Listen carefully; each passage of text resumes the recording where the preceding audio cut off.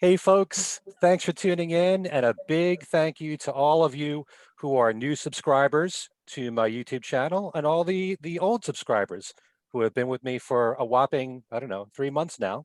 I'm Ken Michaels for Ken Michaels Radio, and here on my channel, I interview lots of people in the Beatle world, people who have worked with them, friends of the Beatles, people who do podcasts, all kinds of things. And my special guest this time is someone who, for years and years, every time I run into him, I say, "You've got to do an interview."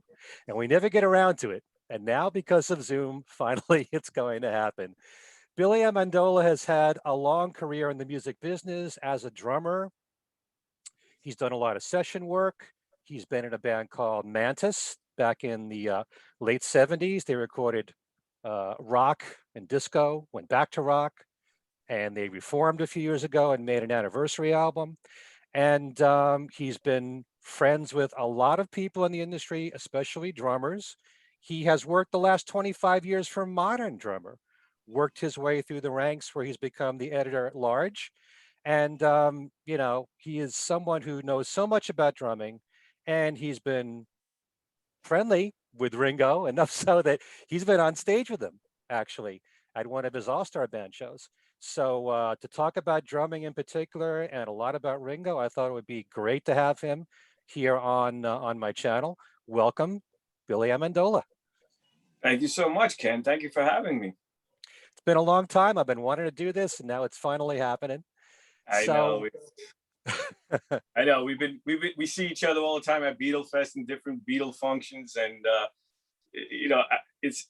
I feel funny sometimes, just talking about myself, and feel odd sometimes being on the other side. But for you, yes.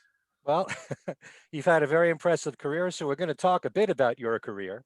But I do want to talk about Ringo. And first of all, I want to learn how you first got into drumming. And were there artists that you heard? I know you were a young boy when this all started. Were there artists that you heard before the Beatles that you enjoyed, or did it all start with the Beatles for you? Well, no, I was into Buddy Saltzman was the drummer in that I didn't learn till, of course, later on in the Four Seasons, and the Four Seasons were out before the Beatles, so I kind of liked the Four Seasons. I started taking an interest in drums at 7 years old, right around the time that the Beatles were on Ed Sullivan. So I was a little bit into it before then, and I used to have a fake guitar. At first I thought I wanted to be a guitar player, and um, but once I saw Ringo and the Beatles, like everyone else of my generation, that was it. I mean, that's what I wanted to do. That's who I wanted to be. And then, of course, at one point, I wanted to be every Beatle. A different day, I wanted, like everyone else, I wanted to be. But the drums is what kept me. And then, right around that same time, I was discovering so many bands from the '60s and playing along to records, not knowing that till years later again that it was Hal Blaine playing drums on all the records that I was playing along to, thinking it was the drummer in the bands, or and a lot of times I didn't even know who the drummer was, because up until Ringo, because I was into playing music, so I was really into the song. I didn't really care about who the drummer was. To me, it was the band. That's what struck me. And then Ringo was the first one that like kind of stood out from just a band member. Like, to me, he was just as equal as who was singing and writing the songs. Right. So that's how it came about. So early on, were you listening to these songs in their totality, or were you zeroing in on the drumming? For the Beatles, once I saw the Beatles on Ed Sullivan, of course, the music just automatically, it was magical. So it just hit me in every aspect, the way they looked, the way they sounded, the girls screaming. But I kind of focused in, I think when I look back now, I kind of focused in on the drums for some reason. And watching Ringo back then, no one knew he was left-handed. So to see him playing, number one, match grip, which, back in the day, people were still playing traditional, which I still play traditional to this day. But he was playing match grip, and he was smashing the cymbal with his left hand, only because instead of doing it like most people with their right hand, majority of drummers were right-handed, he was left-handed, which no one knew. So he was hitting the cymbal with his left hand, which visual was a completely mind-blowing experience. And then, you know, in She Loves You, he's playing a punk rock beat. You know, he's instead of playing on the hi-hat, he's playing what you would normally play on the hi-hat on the floor tom. And not a lot of people were doing that. So there were little things that I started to focus and like really, you know, start to be aware of as a drummer. And that I have to give credit to Ringo. Were those things that you noticed later on when you really were studying drums, or were you able to figure that out early on?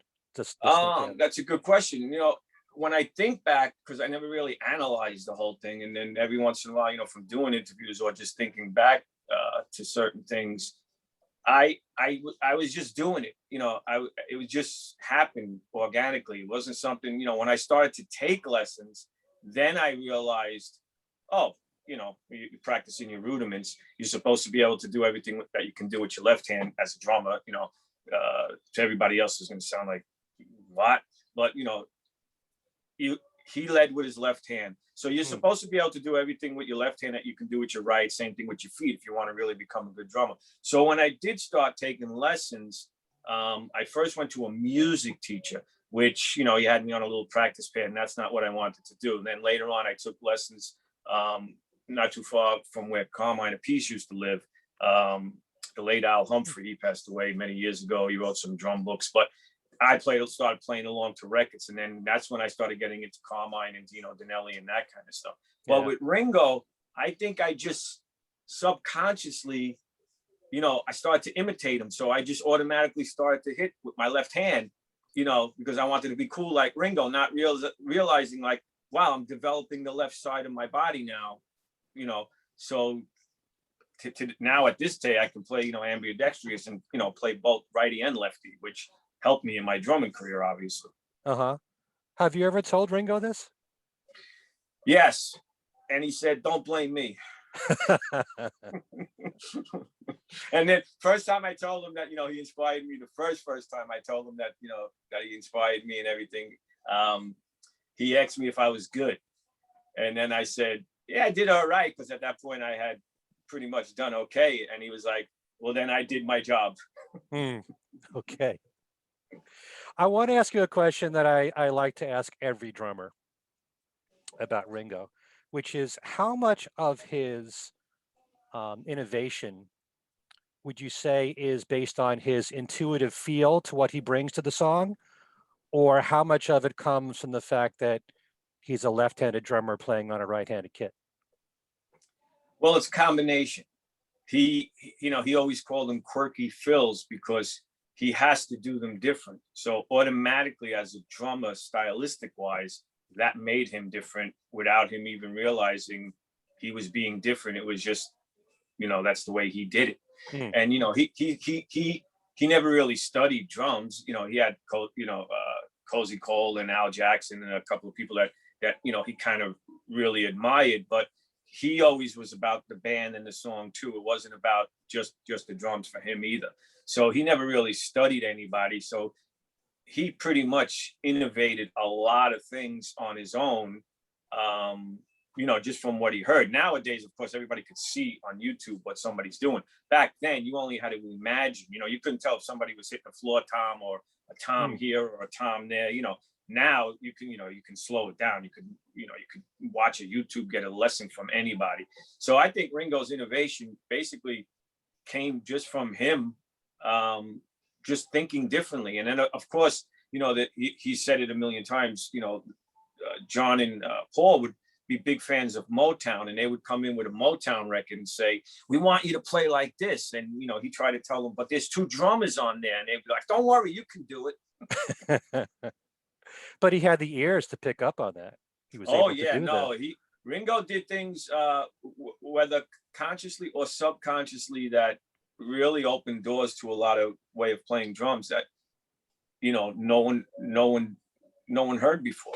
You know, he was very musical and very, very creative in his parts. His parts on a lot of songs are just as important as the chords or the lyrics. You know, it's the four of those guys just had some magic about them, natural talent.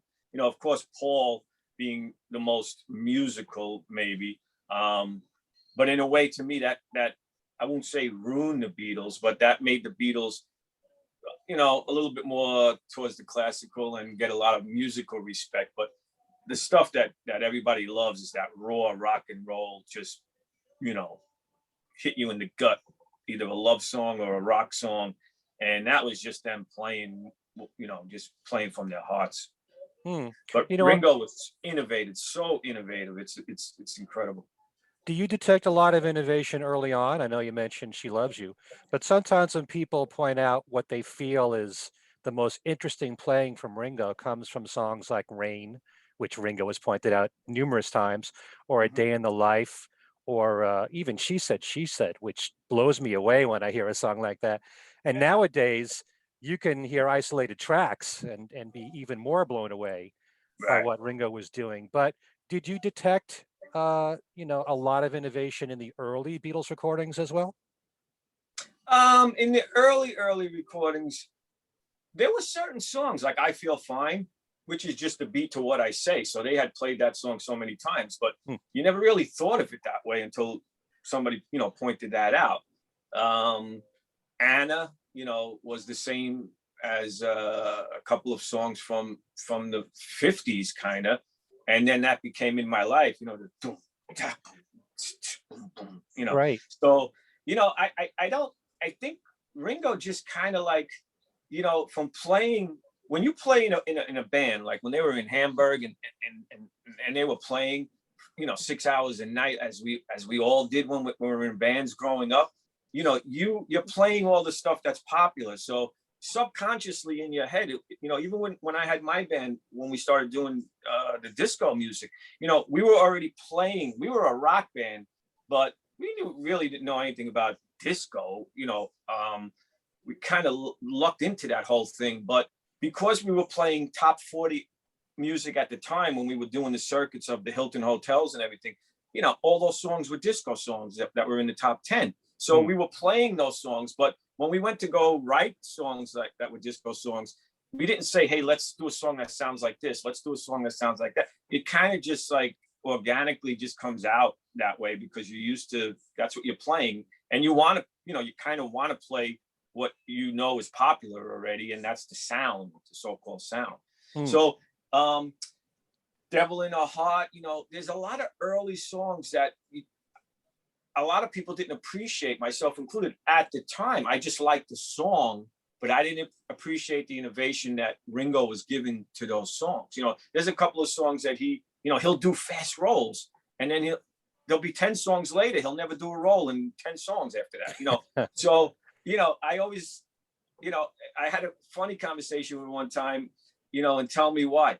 You know, he even in Help, he does a double stroke roll, which a lot of people don't do. Now that's super innovative and it looks really easy. But if you're a drummer, to do that is not easy at all. Hmm. And he does it so fluently, you know, tell me why, you know. And I asked him one time, you know, how did you come up with that? And he went, I don't know. It's just the way I do it. Next question. So that's double, you said. So that's both hands, right? Yeah, that's doing the same exact, like instead of doing a roll like tell Right. me why, he would go da da da da da da da da da da da, you know, and fluently. And he does it in Help as well. Does it in a couple of songs. But did he think he was being innovative? No. That's just was the easiest way for him to do it, you Hmm. know, because that's the way he did it instead of doing da da da da da da da da da. You know, he could have did it would have almost sounded the same, and it probably would have had almost the same feel, but it wouldn't have looked as cool and as different. Yeah. Greg Bissonette told me the same thing about Help before going right into the chorus, the Yep. 16th notes. It sounds simple, but it really isn't to do Yeah. that with both hands. Yeah, and Greg is, and you know, of course, as we all know, Greg is one of the best drummers, and you know, he studied Ringo. Him and Kenny Aronoff back in the day. Kenny Aronoff did like a 10-part series for Modern Drummer on Ringo's drumming. So that's when everybody started to like really appreciate Ringo, when people started to really break down what he did. And coming from top level guys like that, that's when people started to take it seriously. And up until this day, Ringo still doesn't get the respect that he deserves.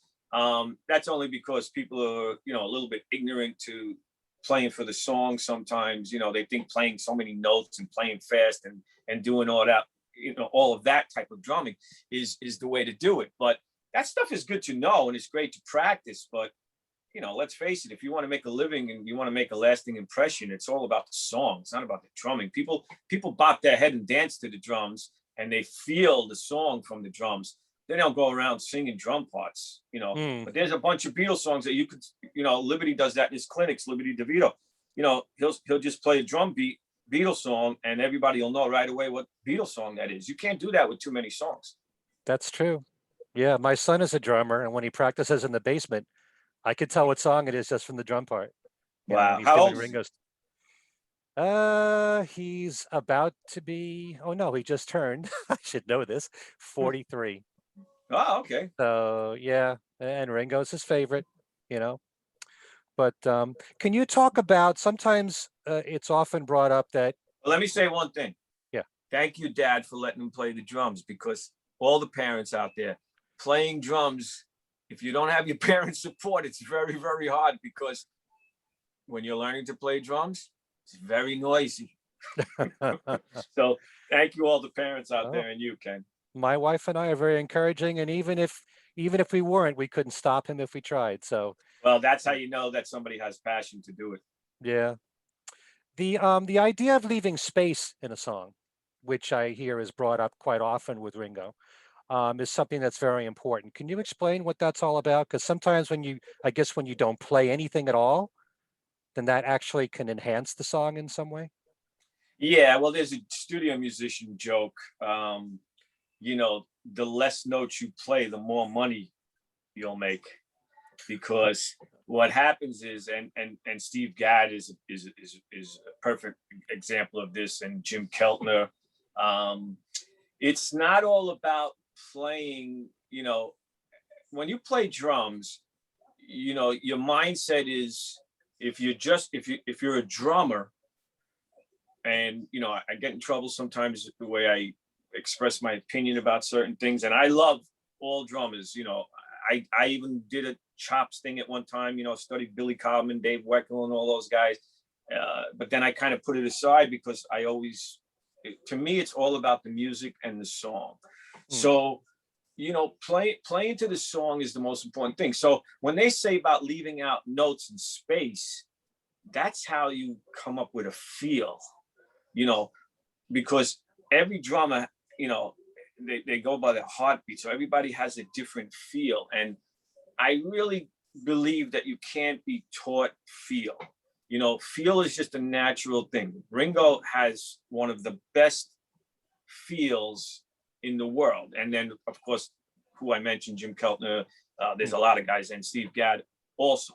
So when you're playing, you don't have to play every single note. So that the hesitancy of leaving a note out, or like Ringo was this is a perfect example now that I'm thinking about it, because I'm not one of those guys that analyze. That's why I never did clinics, and I don't like to explain about drums, because I just play from my heart. I don't play like, if I was teaching from a book, that's a different story. But here's a perfect example. Ringo is the king of just going boom, ta, boom, ta, boom, ta, just kick and snare. Kick on the 1, snare on the 2, kick on the 3, snare on the 4. Nothing else at any tempo. And he could make that feel so good. He didn't have to put in so many notes. And then later on, he would, maybe for the second verse, he would bring the hi-hat in and just add hi-hat on 8 notes or quarter notes. Very sparse about where every note that he played. It's not like he thought about it, because that's the thing. You can't think when you're playing. Even with rolls, if you're going to do a roll, it sometimes on a record, that'll sound like a blur. It'll sound like Hmm. somebody falling down the stairs, especially in the middle of a song. So the feel, if you go, instead of going, and you just go, doom, doom, and then come down, you got that falling type feeling, which is, it's a love song about falling in love. That people don't realize the drums are giving that feeling. Or if you're hearing ahs in a song, which the Beatles, of course, their harmonies were just, I mean, it melts me. Mhm. But what Ringo would play with certain roles behind those ahs is like a hug, you know, because of that space. So that's the best way that I could kind of put that, you know. And then to get a drummer to just sit down and just play boom, ta, boom, ta, and not play anything else Hmm. is very, very difficult. Especially what happens is, because you can play chops and play crazy and play all this stuff, it's very hard not to play. It's actually Right. harder to leave those notes out and play with feel than to play fast and a million notes. That's well put. You know, and And to Ringo makes it so easy looking that that's why everybody used to say, oh, he got lucky, you know, he plays so simple. Yeah, try playing those parts, you know, try to play those parts the way they're supposed to be played. I didn't find out myself until my son got, you know, the Beatles rock band. And I think that's when Ringo really started to get acknowledgement for how great he was, because I was even playing more than what was on there, you know. And unfortunately, I had those tracks separated before anybody heard them, before they came out for hmm. Rock Band. So I heard that stuff. And when I still went to play Rock Band, I was still playing more than I was supposed to be playing. Yeah. You know, I'm not the biggest fan of seeing Beatles tribute bands, the ones that dress up like them and, you know, but I always notice that they never get all the parts right. And usually they're never able to nail Ringo's part. There's a certain way Yeah, that he plays, your ears can pick up on it. It's not exactly the same. It never is. So that's got to say something about his drumming there. well, yeah, no, Ringo is unique. There's certain drummers that, like, you know, once you, as a band member, you know, see, like guys that do studio work, like when Ringo plays, you know, it's Ringo. Hmm. You know, when you go to the studio, if somebody wants something, you know, to give you an idea, you say, well, what do you want on this? They'll say, play like Ringo, Hmm. you know, so you automatically know what that is. And there's only a few guys that, you know, that could get that acknowledgement, you know, play like this, play like that. Jim Keltner, to me, of course, you know, I don't know if me and Jim spoke about this so many times, but I don't know if it's because, you know, and he really didn't study Ringo. A lot of drummers didn't even like the Beatles in the early days, you know. Uh, they just thought it was, you know, simple pop music, you know, flavor of the month, and they'll be gone. But, you know, until later on when they, you know, developed in the studio and did all those records, then they got the recognition of being like amazing, fantastic musicians. Hmm. And because they did so many different types of music, they didn't stick to one thing. But Ringo's one of those guys, you know, it's Ringo, you know, and I've stood next to him on stage, you know, this close, and it's Ringo. It's like there's no ifs, ands, or buts. Like, and Bernard Purdie, you know, everybody could play the Purdie shuffle, but sitting next to Bernard, or having Bernard here on my, you know, drums, and me and him playing together, and he's playing the Purdie shuffle. I don't even, you know, I know, right? I could walk downstairs and I already know it's Bernard playing, not, and you know, somebody else that's down there, you Hmm. know. And to me, you know, John Bonham is like that. You know, you can copy John Bonham, but Keith Moon was like that. You know, there's certain guys you can copy, but you're never gonna get it exactly like those guys, no matter what you do, because you don't have their heartbeat. You know, you're gonna get close. And for most drummers, I always, you know, I've said this before, if you want to sound like Ringo, the best thing to do is lead with your left hand when you're doing your fills, because there's a big difference between doing those same fills leading with your right hand and then doing the same exact fill leading with your left hand. So automatically, if you lead with your left hand, you're going to sound even closer. Now, Jim Keltner, to me, I always tease him and tell him that, you know, he's about the only one, like on George's records sometimes, I couldn't tell if it was Ringo or Jim sometimes, Hmm. until I spoke to them about who, you know, who played on what. Ringo kind of he just says, I don't know, I don't remember. But Jim remembers. And sometimes I would swear that was Ringo, and then I find out it was Jim.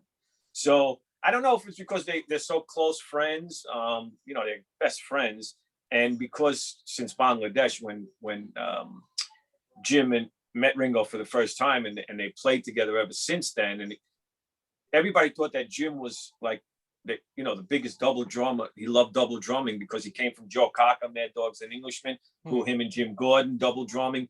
Then he's at Bangladesh, double drumming. Ringo wanted him on his tour, double drumming. Ringo's albums, when Ringo first started making his solo albums, he was a little, didn't have the confidence that he thought, that he needed. So he would have Jim there as a support, double drumming. But Jim hates double drumming. He's not a fan of double drumming at all. But the only person that he enjoys and he tells me that he will never say no to double drumming is Ringo. So I don't know exactly, but Jim is just a great drummer in itself, but he knows how to sound like Ringo. And obviously that's why all three, except for Paul, because Paul's a drummer himself, he played on most of John's stuff. He played on most of George's stuff. He played on all Ringo stuff, with Ringo. So, and I'm so proud of Ringo. The last couple of albums, the last at least 5 or 6 albums that he made, he's the only drummer, and he's been drumming now on other people's tracks. Right. Run to Me, the new song with Steve Lukather. It's a great song, and it's it's Ringo, and it's like it's just so cool. I love when he plays on other people's music. How do you personally feel about double drumming? For me, it was kind of frustrating buying these Ringo albums, loving the songs, and I can't tell what's Ringo and what's Jim Keltner. Right. Does it really add a lot to the song to have double drumming? I'm a fan. I'm a big fan of double drumming. I've always been a big fan of double drumming because I was a fan of the Allman Brothers. I was a fan of the Doobie Brothers, still am, and they had double drums.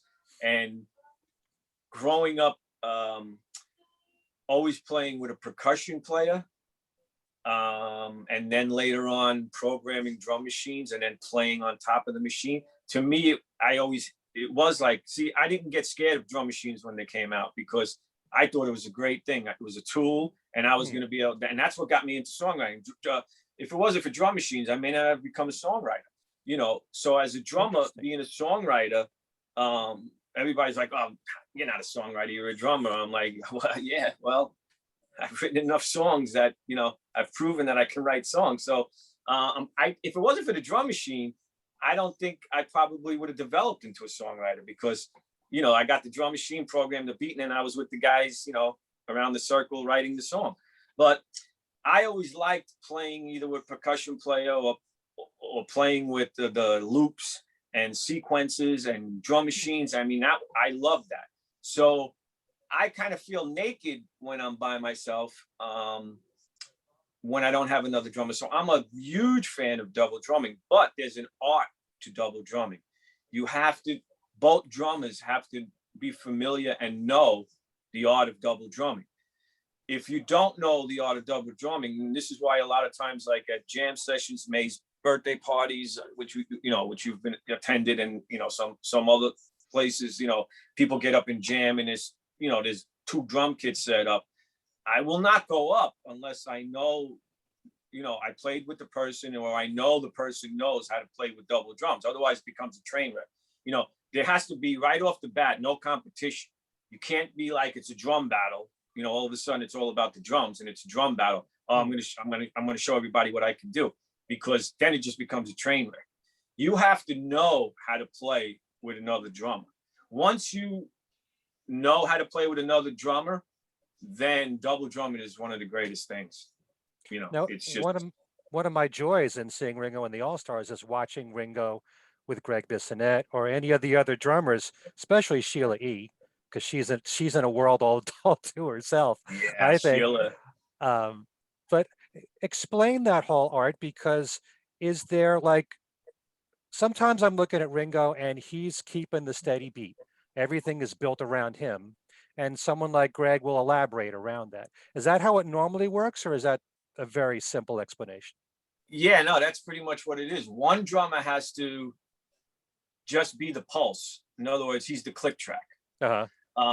which is the drummer's job, you know. So one drummer has to be the pulse, and nobody has a better pulse than Ringo. Hmm.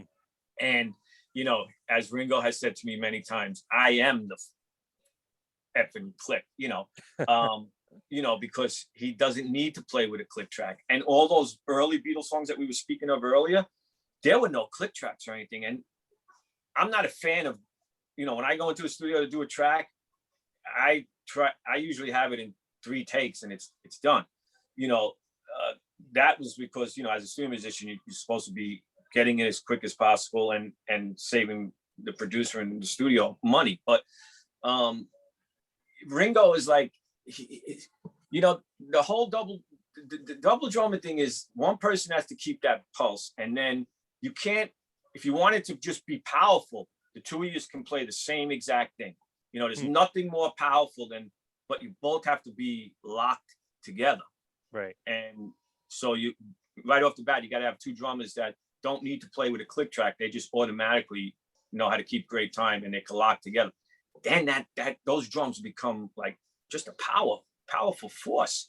But if you're playing, like when I go out to, you know, I'm fortunate to be friends with Denny Sywell, as we know from Wings.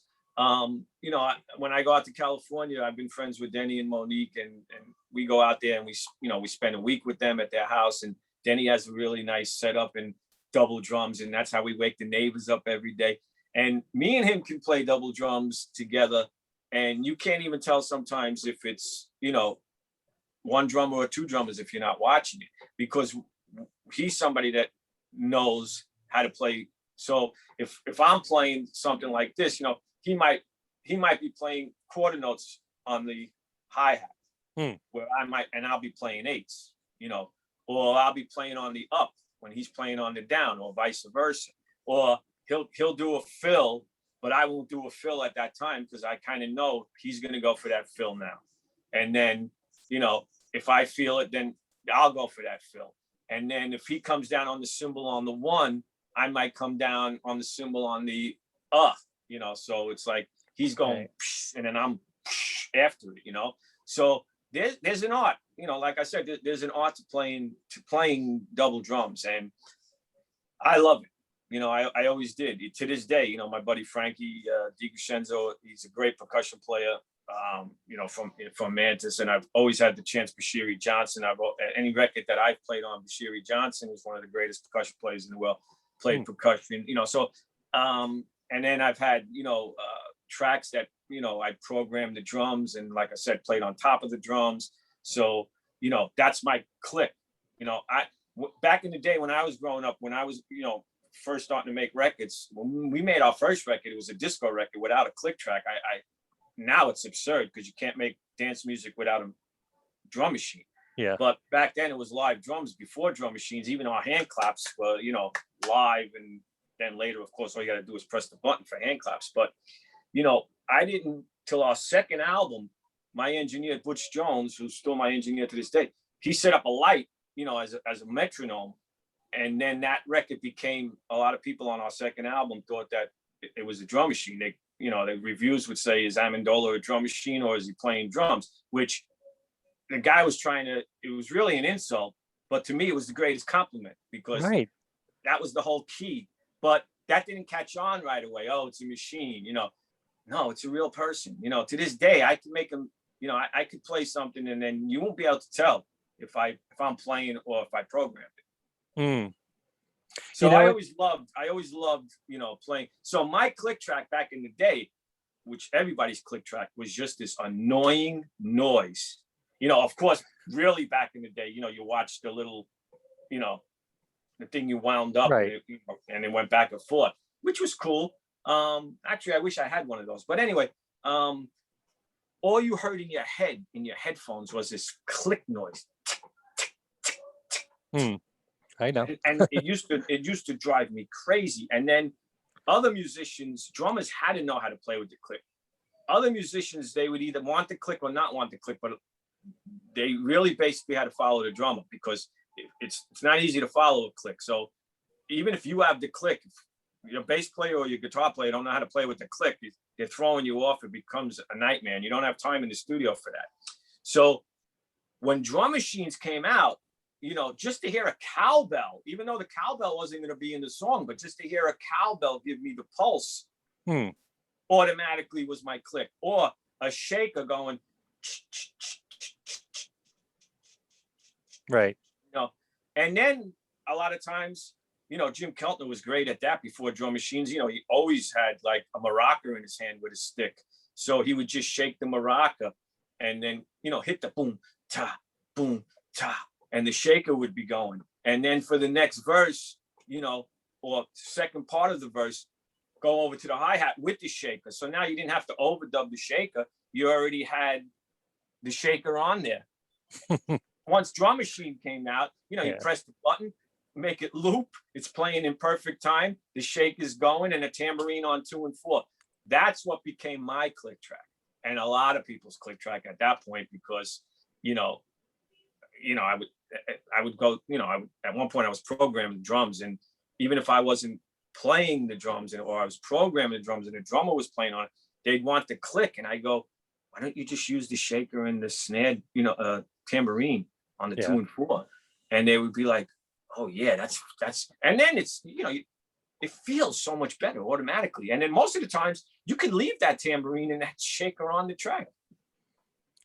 You know, a lot is said about Ringo keeping perfect time, and I'm always reminded of Come Together and how he starts off those rolls, and somehow it's perfect time, and it's something to marvel at. But at the same time, I think Ringo even said that, you know, if you're excited during the track, it's okay to speed up a little bit because it's more human. Wouldn't you agree with that than wanting everything to be just perfect all the time? Absolutely. And it goes to the type of music you're playing. So dance music, when the drum machines came out, it was really for dance music. That's really why the drum machines came out. Drummers, you know, on our first album, our couple of songs were like 9 minutes long, 11 minutes long. You know, that's a long time. So it's like, the drum machine was a great thing because you just hit the, you know, you were playing the same beat straight through. So you were kind of like a machine. But if somebody made a mistake back then, everybody had to stop. And then, you know, if the guitar player made a mistake, everybody had to start over and do the track. There was very little punching in and splicing up until later on. So, you know, I'm showing my age here, but, you know, that's how it was. You know, that's how it was back then. So, you know, it's like, and I don't want to get too technical, you know, because I like, you know, I want you know, I like musicians to watch this and people who just love music. Right. So, you know, I don't want to get too technical about the whole drumming, you know, aspect. All right. Can you point out some of what you feel has been Ringo's best drumming in the Beatles? We talked about the early stuff, maybe mid to late. I mean, everybody points to certain songs like the ones I mentioned, A Day in the Life or whatever. But are there ones that you in particular really love more than any others? And are there any songs that you feel he hasn't been given enough credit for with the drumming? Well, you see, because it's funny with Beatle music, you know, like I don't even get out of a car. If a Beatles song is on the radio, or, you know, or on my iPod, whatever, I won't get out of the car until the song ends. You know, Me too. It's like and you know, and I'm you know, if I'm in the car with somebody and they're like, oh, the Beatles channel, come on. But it's like I never tire of the song. So every day I have a different song that I like and that I appreciate. You know, or I hear it's like I'm hearing it for the first time. So it's not. It's, you know, I love every song. There's nothing that I don't think I can't think off the top of my head of something that, you know, hasn't been said a million times about, you know, we all know his most brilliant drum tracks, but you know, some of his simple, I mean, I didn't know, it blew my mind for years that I didn't find out till much later in life that Paul played the drums on Dear Prudence. Now, that completely blew my mind because that's, you know, everybody thought it was Ringo. So now when we talked about like what we were speaking of before about sounding like Ringo, Paul never sounded like Ringo. even on his solo records, you know, Paul had his own style, and Paul is left-handed. So I think it was a friendly competition type thing back then that that Paul, you know, purposely wanted to sound as close to Ringo as possible because they didn't want people to know that they were having problems as a group and Ringo wasn't there. So I think he pretty much channeled Ringo and played Ringo. But then I had asked Giles Martin, I was with Giles Martin one time, and we were listening to tracks, and I asked him, you know, did Paul, you know, it was Ringo's drum, so of course the sound is the same, but did he hear Ringo play that song first, you know, and then Paul pretty much just copied what Ringo had did, but he wasn't there that day, so Paul did it. And he told me no, Paul came up with those parts and they did that song when Ringo unfortunately wasn't there. So that kind of, I mean, I always appreciated Paul as a drummer because Paul's a great musician. So all around great musician. And most people who are not drummers, you know, but can play drums, like Stevie Wonder. I mean, there's so many guys. They have a different way. Prince was one of the greatest drummers in the world, you know, but he wasn't a drummer, you know, even though he was, you know. Recently, I interviewed Rick Astley, and, you know, nobody knew until a couple of years ago that Rick Astley played drums. And then that's what he did from day one. He was a drummer. And then the singer didn't show up. He went up to sing, and they got a replacement drummer and got discovered as a singer. And he's got a unique voice, so it's well, that's easy to understand how he could be discovered. It kind of stood out. Yeah, well, you got to watch I did a podcast. We filmed it yesterday. That'll be up, I think, next week. But when you don't play drums and you do play drums, so back to Paul, because he wasn't a drummer, even though he played drums since Hamburg, you know, he really was forced into playing the bass after Stewart had passed, but he wasn't too happy about that. But, you know, it worked out. And of course, it's a fact. He's one of the best bass players in the world. And that rhythm section talk about not getting the credit, going back to what you said before. They don't get the credit and looked upon as the greatest, probably, if not the greatest, one of the greatest rhythm sections of all time. You know, you have Benny Benjamin and Jameson, you know, from Motown, and you have all the James Brown people, and, you know, you have certain Carol Kay and Hal Blaine. You know, you have certain rhythm sections that get that acknowledgement, but you very rarely hear of the acknowledgement of Paul and Ringo as being probably, like I said, if not the best, one of the best rhythm sections in the world. And John added a lot to that. John was one of the greatest rhythm guitar players, which most people wanted to be a lead guitar player. John played guitar like a drum. So John gave that drive with Ringo when they locked in. When Ringo was doing that, you know, what he did with his hi-hat, nobody could swing like Ringo, you know. And we just had this conversation because his stepdad had him listening to Glenn Miller and Sarah Vaughan and some big band stuff. So he subconsciously, but nobody could swing that hi-hat like Ringo. So back to Paul, you know, so when you don't play drums, you have a different approach and you leave out a lot of notes, only because you don't know so many notes, but that works in your favor, you know, because to be a great drummer, you don't have to know how to be, you know, you have to know how to feel good and make the song, you know, go from here to here as far as a feeling. So you can play the simplest thing, but if it feels good, you know, everything else is a cherry. Like Paul on Dear Prudence, I mean, you know, all those drum fills and everything. I mean, those are it blew my mind. I think it blew everybody's mind. I still argue with people to this day that don't know that that's Paul on Dear Prudence, you know. Right. And so Paul, you know, Paul is a drummer, you know, and of course we know the other songs, Back in the USSR or whatever the other songs, you know, few songs, Ballad of John and Yoko, of course, he Sure. played drums on, but none of that stuff is complicated. And, none of his drumming's complicated. On his last album, of course, he went back to his roots and he played everything, but so, everybody has a unique style, but Paul is a drummer. Paul is a very, very good drummer. And the only problem with that is he knows it. When you say he has a great feel with everything that he does, I mean, one of my favorite drums from him would be like Helen Wheels, which is just, well, it's that's simple. not him that's not him on drums. Yeah, it is.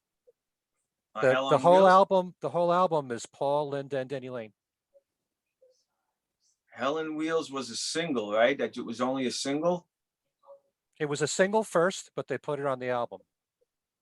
Well, I have to And those, I have to find that out, because I had always heard that he didn't play on that, but maybe he did. well, I've interviewed Denny Sywell, and he told me that a lot of what Paul played on Band on the Run on the album was really copying what Denny was doing originally. Yeah, because he heard, well, in that case, yes, because Denny was supposed to go for the recording. They had already, I heard some of some of that, hearing Denny play Maybe I'm Amazed I love it, but Helen, I know Denny played on High, High, High, and Junior's Farm, maybe he did play on Helen Wheels. Junior's Farm was the one that I think I'm thinking of, that Jeff Britton, I think, played on. He's so I think you're correct. Right. I'm sorry. I think you are correct. I think Paul did play on Helen Wheels. Yeah. But sometimes going back to Ringo, it's funny. It's said so many times that you can listen to Beatles songs over and over and still learn something new. And you're so caught up in the song that you can't zero in on all the different parts, but like the middle section, the bridge of Something, is just extraordinary, whatever Ringo's playing. I can only say it sounds interesting. I can't put it into technical terms, but whatever Ringo is bringing to the song is just amazing. And there's so many songs you could say that about. I love the way, and I talked about this in my previous interview, a song like Long, Long, Long. Oh my God. There's no drumming for quite a bit in the introduction. And then when it kicks in, it's like thunderous. And you know what? I didn't appreciate that song until I sat in the studio with Giles. See, this is why I don't like to do interviews, because then it's like my friends are going to say, "Oh, I'm surprised the phone's not ringing. If this was live, they'd be going, oh, you're dropping a name. You pick that up, you drop the name, But, I happen to have a lot of friends that are popular and famous. So, but sitting with Giles and listening to Long, Long, Long, Long for the first time, the remastered version, I was in the studio, and of course I'm hearing it through amazing speakers that most people don't have in their house. But I could not believe how great the drums, how amazing the drums. Not only did they sound, but they were up front now, and it was as if I was hearing that song for the first time. Yeah. How do you feel about remixes? As long as I'm bringing this up. Are you more of a purist, or do you feel? Yeah, no, I love the remixes. You know why? Because, I do, like I said, I won't turn off a Beatles song, but to hear versions that I never heard before, and they're not, they very rarely will they put out something that would embarrass them. Bootlegs, of course, we've all heard the bad bootlegs of stuff that, they wouldn't want out, but, people rob that stuff and put it out. But the outtakes that they do put out and the remastered stuff that they do, I mean, it just brings it into the technology of today, and it makes you appreciate the song all over again and in a different way. So I'm a big fan. I don't mind it. It's a little hard though when they're so close together. Like I just heard the John Lennon box set that's coming out in April, and Ringo's drumming on Yoko's stuff is incredible. And I never really, I skipped that stuff back in the day, and until later on, I started to appreciate Yoko, years ago, as an artist herself. And yes, there's certain times, with her vocal that it could be, it's different, that's for sure. But the musicians and the music that she was creating is incredible. She's had the best musicians on her albums, and on this remix that's coming out with all the extra jam. I forgot what technically that disc is called, but all the jams. John's doing rock and roll stuff. I don't know if you had a chance to listen to hear it yet, but I haven't heard it in advance. I know it's on the Blu-ray only, the Yoko well, stuff. well, this is, I mean, the mixes of all the different songs from that Plastic Ono Band record. And Klaus was on at the press conference the other day, which would have been in person. I missed, that's the thing I miss about the pandemic. You know, I would have been in the studio again with those guys. You know, Paul Hicks, who does the mastering and everything, you know, and the remixing and works on the tracks. But we did it via Zoom, you know, which is not the greatest, but I had heard the music already, so it wasn't so bad. But Klaus was even on, you know, and Ringo has said, you know, that John Lennon album, you know, he just came out with a box set. Now this is coming out. But it's just so good. And there's just so much stuff on here, like the jams. They're doing jam sessions that wound up being on the rock and roll album.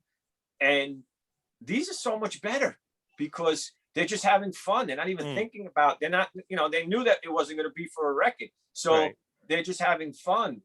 You know, so we talked about that in the interview with those guys that, you know, the Phil Spector stuff, it was very tense, you know, and John was in his phase where, you know, he was drinking a lot. And unfortunately, as we know, Phil had some problems.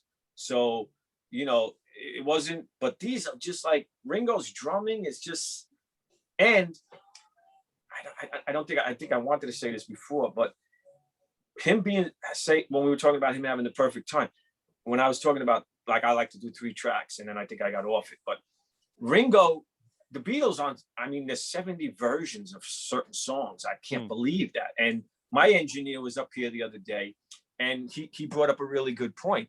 He was like, well, they can afford the tape. A lot of people, you know, I was like, why do you have to do that many takes? That's like insane. But they weren't worried about paying for tape. Tape was expensive. So I never thought of it that way. And that's how, you know, being an engineer, that's how he thought of it. And I was like, oh yeah, no wonder. But the point is, Ringo did those 70 takes and they were able to chop them up and take 29 with take 4 with take 80, you know, and make it one track. And Ringo, you know, he played it the same or perfectly every single time. So they were able to do that. Now you can't do that unless you're on a grid. You know, you got to be quantized and be on a grid to do something like that. So that's another thing with Ringo as far as his timing and his feel.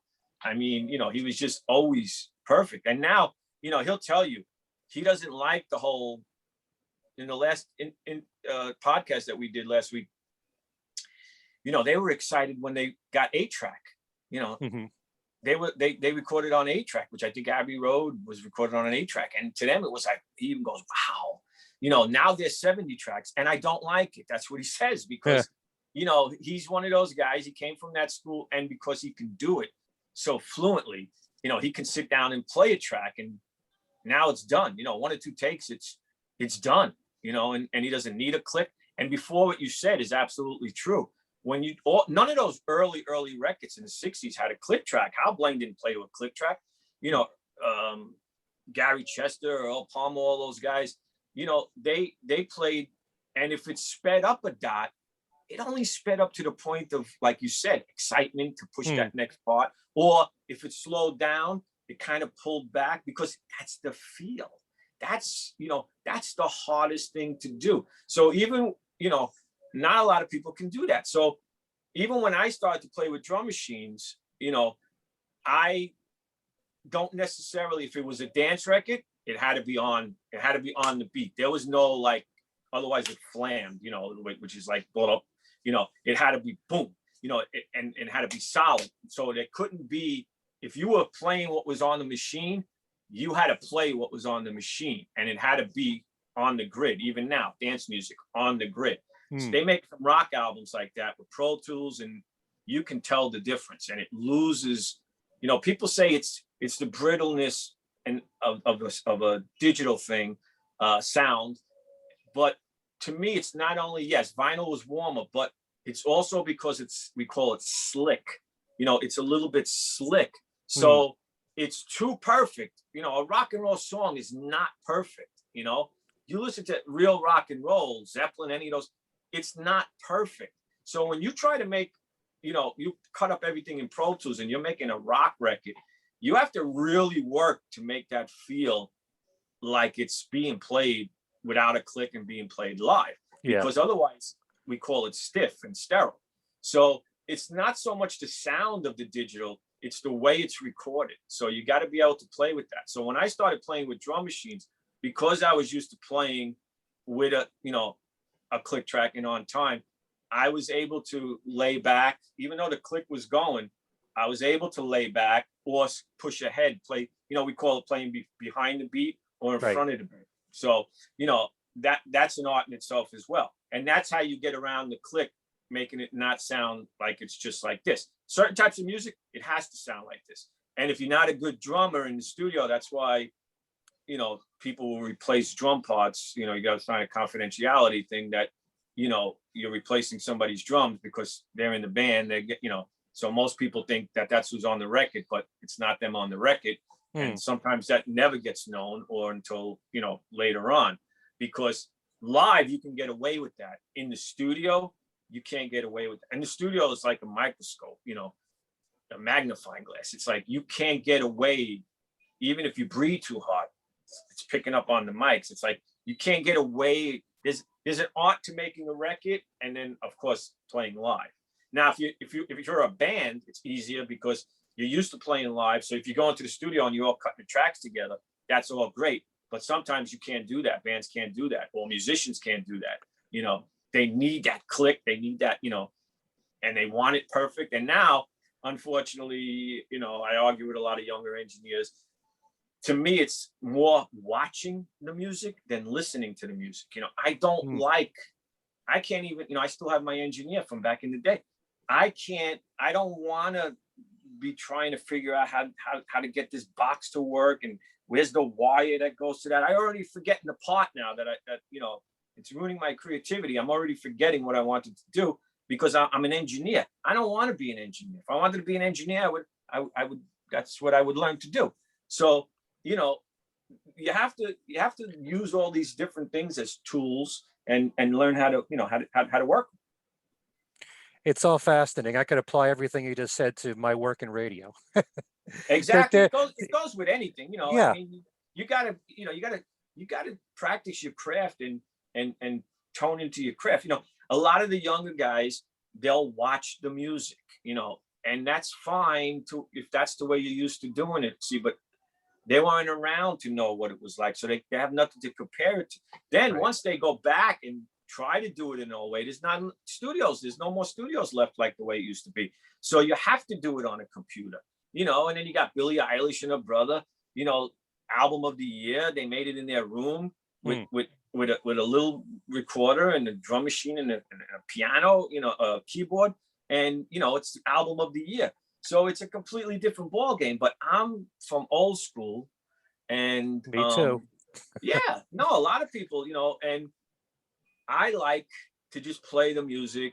And Ringo says the same thing. You know, he'll tell you, you know, if you talk to him, he'll tell you he doesn't want his drums cut up. And, you know, he even says, that's the drum track, you know, and they'll put that across the whole drum track. And, you know, and I've done records like that because I'm being hired, you know, it's like, it's not my record, you know.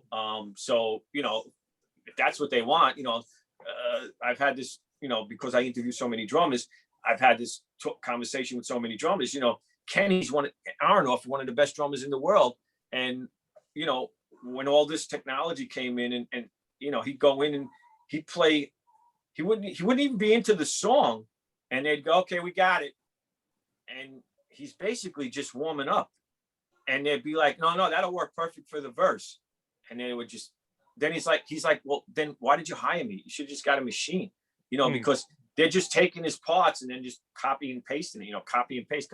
That's why I call watching the music instead of listening, you know. And if you're doing, you know, you got some guys that are so anal that, you know, they watch the grid. So if you're just like a dot off the beat, my God, they're like, I get so bored just sitting there waiting for them to fix something, you know. And then, you know, I'll say to them, you know, just let me do it again. No, I'll fix it. okay, I could have did it 3 times. I want to bring up something. I know a few years ago, you had the chance to interview Hal Blaine, and it was a great interview. And I picked up on something that you said in the interview, and I applied it to Denny Seiwell because Hal Blaine had a background in jazz. And then from that, he did every style in the universe on pop records, Like you said, every hit record of the 60s, if it wasn't the band playing it, Hal Blaine was on it. And Denny Seiwell, likewise, he has a jazz background and he's doing jazz. He's been doing it for a long time. His latest albums are all jazz trios. Is there something that you hear in the drummer when they have that kind of background and they make the transition into pop rock? Is there something that you hear in your ears in drummers like those? Well, yes and no, because what happens is, and Jim Keltner was a jazz drummer. So Okay. there's a lot of drummers from that era, because that's a little different era than me. Like that's 2 eras before me. So yeah. So rock and roll was brand new. The 50s rock and roll started. In the mid to late, and then of course Elvis. But all of those guys were jazz drummers, mostly Mitch Mitchell, Ginger Baker, Charlie Watts. John Bonham was more a funk drummer, which is probably why he came out with like a different type of sound, because you wouldn't think of him as a funk drummer, but he was into James Brown and all that stuff. So the jazz thing, everybody kind of, I tease Denny about this all the time. Like, he'll play me something in his jazz, and he's tried to teach me jazz because I am not a jazz drummer. I was never into jazz, and I get yelled at for I appreciate it. Don't get me wrong. I appreciate Miles Davis and all that, and all those Max Roach and all those Elvin Jones, and I knew all those guys. I met all those guys. I appreciate that, but that's not me. So I tease Denny sometimes. He'll play me something, and I go, "Yeah, it's pretty good for jazz." But and he's even trying to teach me some jazz things, because there is an art to playing jazz, and jazz is hard to play. So this is the thing. In those days, if you were a really good jazz drummer, then you were considered a good drummer. Because let's face it, Buddy Rich, he wouldn't. I don't call him a jazz drummer, even though that's what he would be. And Gene Krupa, they're jazz drummers, but they're not really jazz drummers. I mean, if you look at some of that stuff, people are still trying to figure out what Buddy was doing. He's playing Bonham type stuff back then. Max Roach was playing Bonham type stuff back then. That's why Ginger Baker was into, Max Roach so much. Those guys, if you listen back to them, they were jazz players because they were playing in jazz bands, but they were playing some rock stuff that, only like Carmine and Bonham and those guys just did the same thing, but just more forceful and heavy. But, and then they got credit for like inventing, that kind of sound, but it was because they made it different. But if you were playing jazz back in the day, you were considered a good drummer. And that means that, you were like sophisticated and, I'm a jazz drummer. So you got recognition. But when rock and roll came in, and, Hal and Earl Palmer, they were doing jazz, and then nobody wanted to play rock and roll. They were embarrassed. It was like dummying down. So right. Earl was getting, it was a job to him, and he was like, "Well, I'm taking this. I'm doing this stuff. I'm doing it," and he did it, and it gave it a feel, gave it a swing. But he was able to play technical if he had to play technical. He was a great drummer already. So same thing with Hal. Hal came in, and Hal was a jazz drummer. He took jazz lessons. He was, he was friends with jazz drummers, and he was like, why not? I could use the money, and then I'm gonna play this. A lot of guys turned it down, which was great for those two guys, because then Earl got so much work, he couldn't do as much work as he had. He started giving it to Hal. Hal couldn't do as much work as he could do, so he gave it to Jim Gordon. And then Jim Gordon gave it to Jim Keltner, and that's how the band started. So if those guys wanted to be snooty and say, "No, I'm a jazz drummer, I'm not playing that rock and roll shit," they didn't work, and rock and roll exploded. So those guys, whatever made them decide, to them, they just did it. You can't, that's the thing in life. You can't, magic happens on its own. You can't plan magic, so the jazz thing, that's, yeah, it's good and bad, because then you got guys that, they're jazz players and they're great jazz players, but they can't play rock and roll. They just can't. They're playing too many notes. They're just like, it's hard for them to play simple. It's like I said before, the more you know, the more you want to play. So, when you're playing jazz, you're, to get that swing feel and a certain feel. And I know I'm going to get yelled at by certain people, but I love, like I said, I appreciate jazz, but I wouldn't even fake, if somebody called me and said, I need you to play like a jazz type thing on this. Nah, I wouldn't even fake playing jazz. I might come up with something that's how we came up with our disco stuff. Somebody said to us, can you guys come in the studio? We were playing rock, Zeppelin, Queen, all of that kind of stuff. And then we were fooling around playing Brick House because we always loved funk and R&B. And somebody came up and said, if I take you guys, I have a small label, can you guys write a disco song? We were like, sure. So we went in the studio, right? And we wrote what we thought was a disco song. And it was a disco song, but it gave us our own sound. And that's what I credit the little bit of success that I did have with the band that Mantus had, was because we didn't really say, oh, this is a popular disco song, let's just copy it. Because let's face it, all disco songs at one point, that's why DJs were able to become famous and mix them in and out. And in the clubs, you didn't want something that didn't sound, like what everything else did, because then it wouldn't go over in the clubs. The dance floor would just, empty all out. So when we came up with what we thought was disco, it was really heavier. So it gave us our own sound. We didn't know at the time that it was going to give us our own sound. That's just what we interpreted as musicians. And we were a band where most of those projects were just studio musicians putting together a production and getting a singer and then sending them out on the road singing to tracks. We were a band. So it automatically gave us, I used to have people it helped us because a lot of my friends that were into rock, when they heard that we were going to switch over and do disco, I mean, besides, all the goofing on us and, all of that going on, they all wound up loving us. All the rock people wound up loving us because, Kaz, my bass player, he would do like Grand Funk type bass lines in a disco song, so but you don't think of that, somebody, like my buddy Mike Riddle, who taught me a lot about music since I was a kid. He's still in my band to this day. He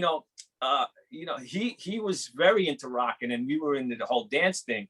And I had to force him to come do dance sessions, and then finally, little by little, I used to goof on him. Wow, you like this now, right? Because I got him to play, funky and I would call him for sessions on dance stuff.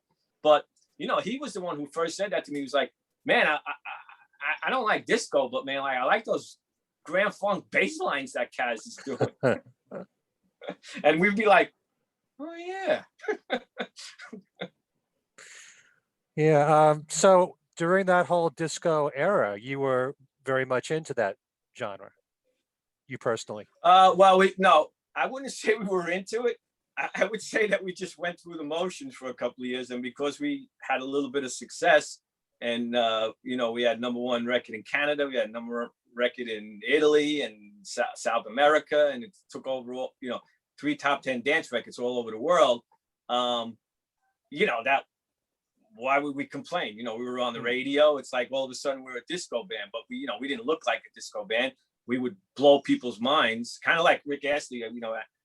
We didn't talk about that, but nobody, he was singing Barry White type stuff, and everybody thought, it was, an R&B singer, a big R&B singer, and then they see the skinny little white kid with red hair. For us, it was like everybody thought we were an R&B group. They wouldn't hang our, I don't want to get into the whole racial thing. But we didn't look at it as racial. We were proud that people thought that we were an R&B band. but there were racial things against us that we think about now. They wouldn't they wouldn't put our picture on the cover, because we were so big in those markets, in Detroit and all those different markets, that they said, the record company told us that it was a black owned label, that they wouldn't hang our record in the record store windows, if they found out that we were white. So for the longest time, before anybody saw us play, and then when we would show up at radio station interviews, you could almost hear, some of them were live, and you could almost hear us walking into the room, and the DJs, on all the R&B stations, they didn't know what to say, because here's 5 white kids from Brooklyn that look like a rock band with smart ass attitudes, and they're expecting this R&B vocal group to come in. So we were proud of that. But then Frankie Crocker, God rest his soul, we were big on BLS, and then he found out we were white, and he pulled our record. You could call it racism, I guess, but we didn't look at it that way. We were very, very proud that people thought that we were an R&B group, because all the best musicians, that's where basically music, rock and roll came from. Anybody, any great musician will tell you that to this day. It's just, it's just the way it is. And I'm not racist at all. I love everybody, and I was brought up that way. Thankfully, my parents, taught me that, everybody's equal, and that's the way it is. So, after a while, when I got to know Frankie Crocker, he put our record back on the air. But, that's the way it was. But with Mantus, we created our own sound, and we were proud of it. Yeah. It makes me wonder. But then we went back to our pop rock roots for the last album that we did for our anniversary, because my son produced it, and he said, when I told him we were going to get together with the band,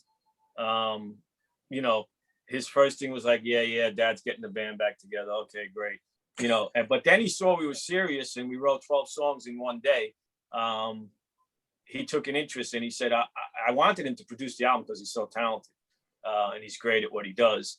But he said the only way he would do it is if we went back to our pop rock roots. He thought we ruined our career by stopping doing the rock and doing the disco. But, that's, who knows?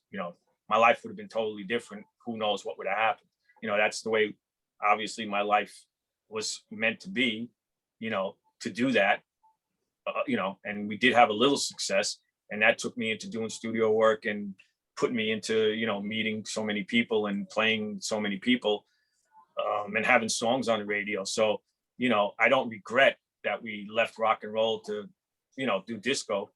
And, we're songwriters. So, we have a 40-year catalog of any type of music that you would need.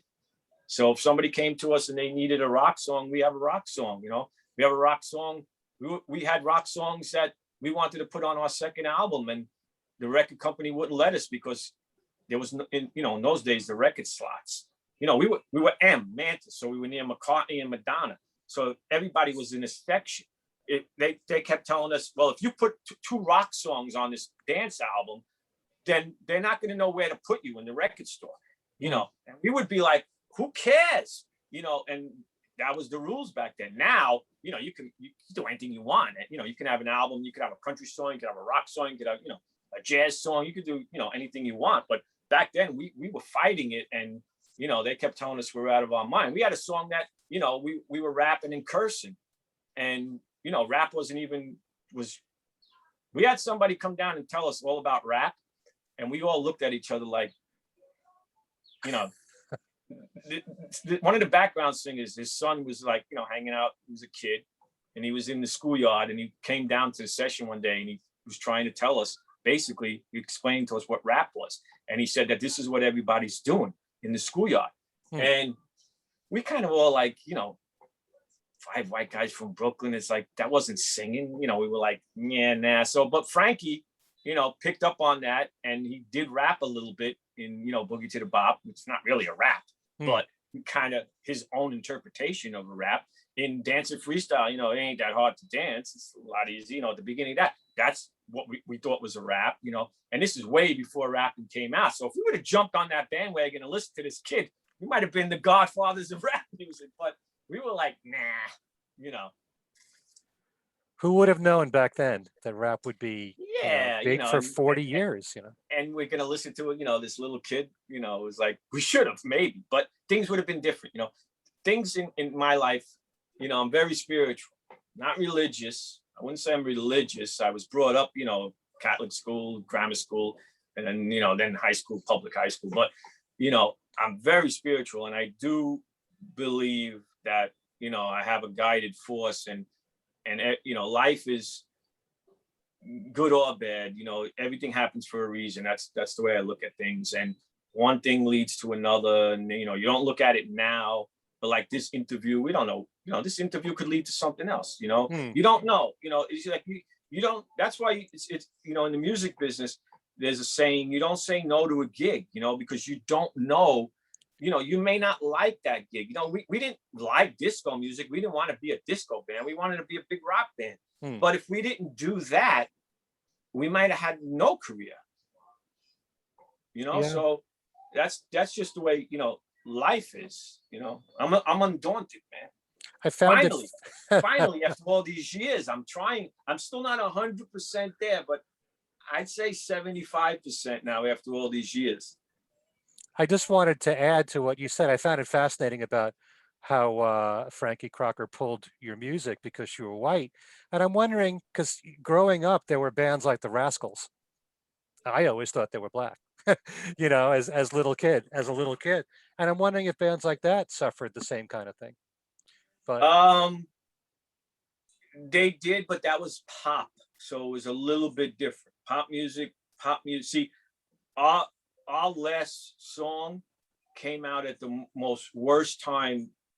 Boogie to the Bop was probably our biggest song, and that's the one that was more pop than disco, and that's the one that came out at the wrong time, because it came out just as that disco sucks movement happened.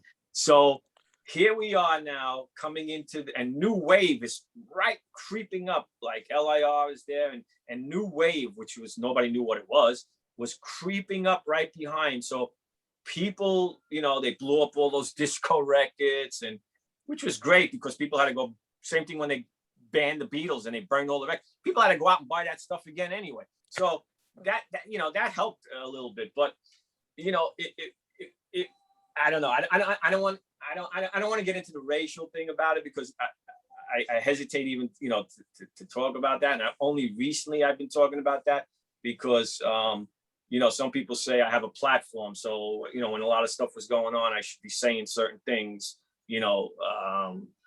But I feel, number one, it's not my place unless I'm asked specifically to talk about it.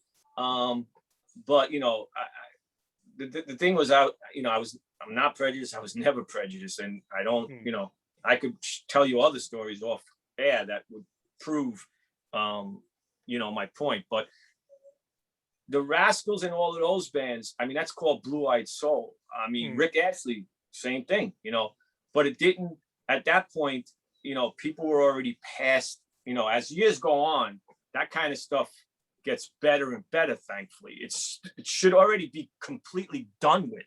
I mean, there should be no racism in the world, but unfortunately, it just gets better and better. So of course, from the 60s to the 70s to the 80s to the 90s, and now it gets better.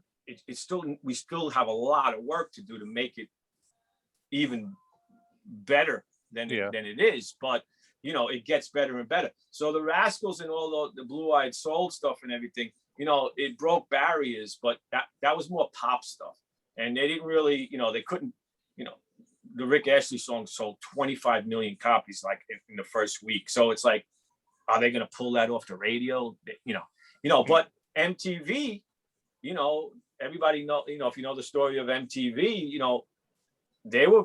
everybody was calling them a racist channel because there was no black artists, but they were playing more rock music, So it's not like MTV sat back, and I know this for a fact because I had friends that worked at MTV and, made decisions. They didn't say, well, we're not playing that record because that's a black artist. That, that's bullshit. That happens to us with the magazine. oh, you haven't had an R&B person on the cover in 4 months. You know, we don't, we don't sit down and purposely like say, we look at each other at that point and we go, oh, really? Okay. Yeah. Then we try to find somebody who's worthy of being on the cover, and it's not their time yet. So, we have a problem. Society has a problem. There's no ifs, ands, or buts about it. And we have to make that better. But, as long as it's getting better and it don't get worse. But, at certain times, people forget. And I think that's why, people had enough. You get to a point where you had enough. So, you get angry about it. But there's a certain way to go about things to get things done. And that's always in a peaceful way, and I really wish at times, that John was here for mainly for things like that. He would have been out there protesting with everybody, but he would have kept it nonviolent, there's no need. The only time violence is needed is if, you really, it's life or death, in self-defense, otherwise, and you can't stop crazy. If somebody's walking down the block and they, now that the Asian people, the poor Asian people are getting picked on, because, our former president decides to call it, whatever he called the virus. But, you can't stop mental illness. We need help in that area as well. That's a big problem in society, so as long as things get better, that's all, let's leave it at that, because, I want the world to be peaceful, and, and we're all together on this planet. It's like the color of your skin or your where you come from has nothing to do with you as a person. Absolutely. There's bad people and good people in everybody. Let's work on the people that need help, and and why are they thinking that way? It stems back to the way they were brought up, living on the streets and being stereotyped, and the police force, what we do to our police force is a disgrace sometimes. Yes, there's bad cops, there's bad firemen, there's bad musicians, there's bad people in the world, but you can't take it out on everybody. The cops, we have to support, all these people, and if they do something wrong, they need to be punished. That whole, George Floyd thing, that everybody saw it, it was wrong. There shouldn't have even been a trial. There shouldn't have been anything, I don't